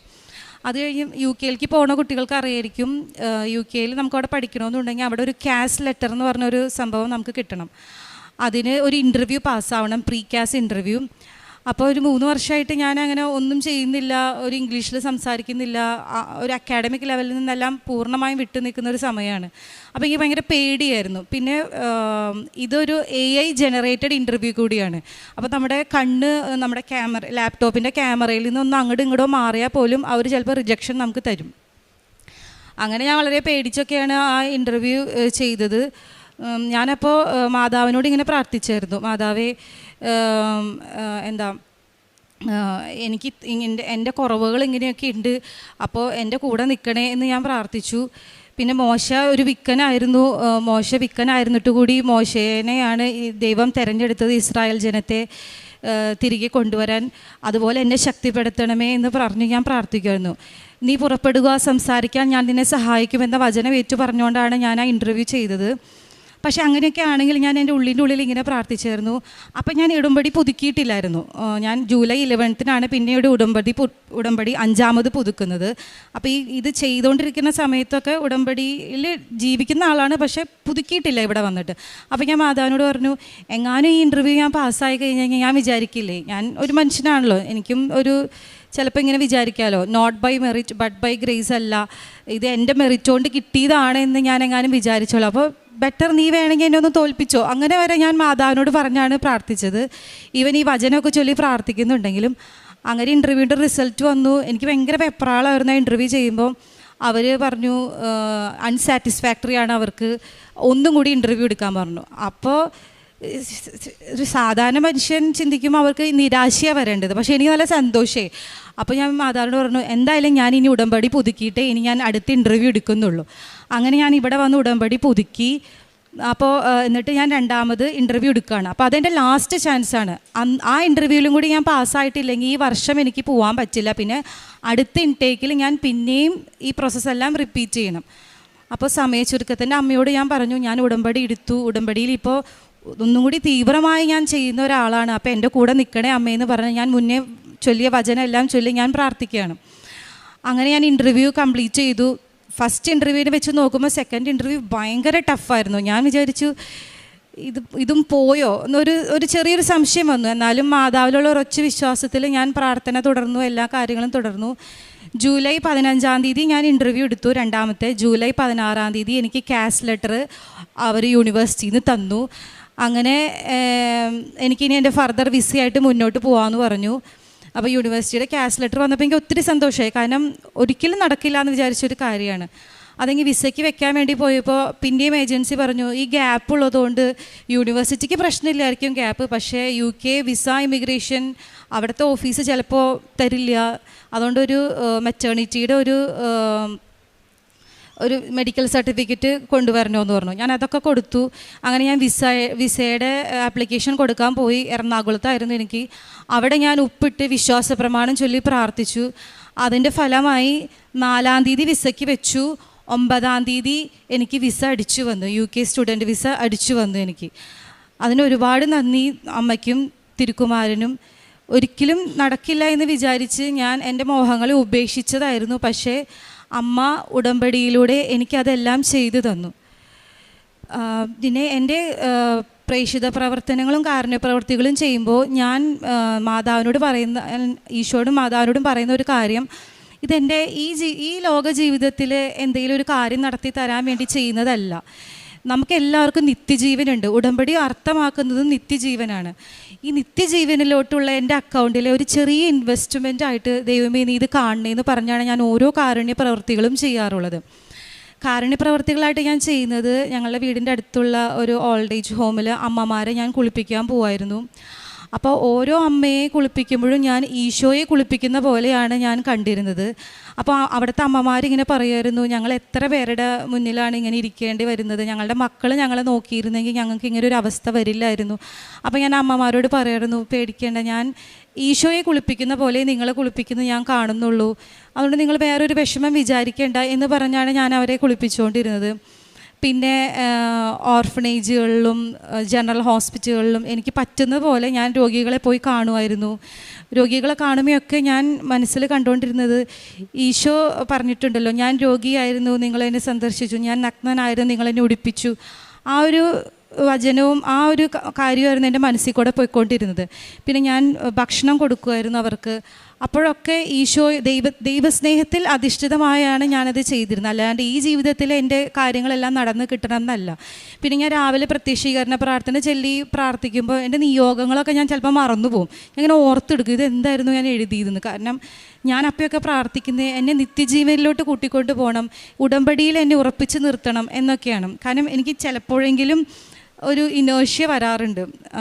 അത് എനിക്കൊരു ചെറിയ മോനുണ്ട്. അപ്പോൾ എല്ലാം കൊണ്ട് എനിക്ക് പറ്റില്ല. അപ്പോൾ മാതാവ് എൻ്റെ കൂടെ നിൽക്കണം, എന്നെ ഉടമ്പടിയിൽ ഉറപ്പിച്ച് നിർത്തണേ, നിത്യജീവനിലോട്ട് എന്നെ കൂട്ടിക്കൊണ്ട് പോകണേ എന്നാണ് ഞാൻ എപ്പോഴും പ്രാർത്ഥിക്കാറുള്ളത്. പിന്നെ ഞാൻ പ്രേക്ഷിത പ്രവർത്തനം ചെയ്യുന്നത് പത്രം വാങ്ങിച്ച് ഞാൻ ബസ് സ്റ്റാൻഡിൽ, റെയിൽവേ സ്റ്റേഷനുകളിൽ, പിന്നെ പള്ളിയിൽ, ഞങ്ങളുടെ വീടിൻ്റെ അടുത്തുള്ളവർക്കൊക്കെ കൊടുക്കുമായിരുന്നു. അത് ഞാൻ ചുമ്മാ കൊടുക്കില്ല, ഞാൻ വിശ്വാസ പ്രമാണം ചൊല്ലി തൈലം പൂശി പ്രാർത്ഥിച്ചാണ് ഞാൻ ഓരോ പത്രവും കൊടുക്കുന്നത്. അപ്പോൾ ഞാൻ ഈശോയോട് പറയും, ഈശോയെ നമ്മളെല്ലാവരും ഒരു ദിവസം മരിച്ച് അവിടെ ചെല്ലുമ്പോൾ എനിക്ക് നിന്നെ അറിയില്ല എന്ന് ഈശോ എന്നോട് പറയരുത്. എനിക്കറിയില്ലാത്ത ആൾക്കാർക്കാണ് ഈശോയെ ഞാൻ നിന്നെക്കുറിച്ച് സംസാരിക്കുകയും നിൻ്റെ കാര്യങ്ങൾ നിന്നെ സ്നേഹിക്കാനായിട്ട് അവരോട് പറയുകയും ചെയ്യുന്നത് ഈ പത്രം വിതരണം ചെയ്യുന്നതിലൂടെ. അപ്പോൾ അവിടെ ചെല്ലുമ്പോൾ എന്നെയും അറിയും എന്ന് പറയണമേ എന്ന് പറഞ്ഞിട്ടാണ് ഞാൻ ഓരോ പത്രവും കൊടുത്തുകൊണ്ടിരുന്നത്. ഇതിലൂടെ എൻ്റെ ജീവിതത്തിൽ ഒരു മറ്റുള്ളവരോടൊരു സഹാനുഭൂതിയും എന്ത് പ്രശ്നം വന്നാലും ദൈവത്തിൽ ഉറച്ച ആശ്രയമാണ് എനിക്ക് ഉടമ്പടി തന്നത്. എൻ്റെ ജീവിതത്തിൽ കിട്ടിയ ഭൗതിക അനുഗ്രഹങ്ങളെക്കാൾ കൂടുതൽ ആത്മീയ അനുഗ്രഹങ്ങൾക്കാണ് ഞാൻ ഈശോയോട് നന്ദി പറയുന്നത്. അമ്മയ്ക്കും തിരുക്കുമാരനും 1000 നന്ദി പറയുന്നു.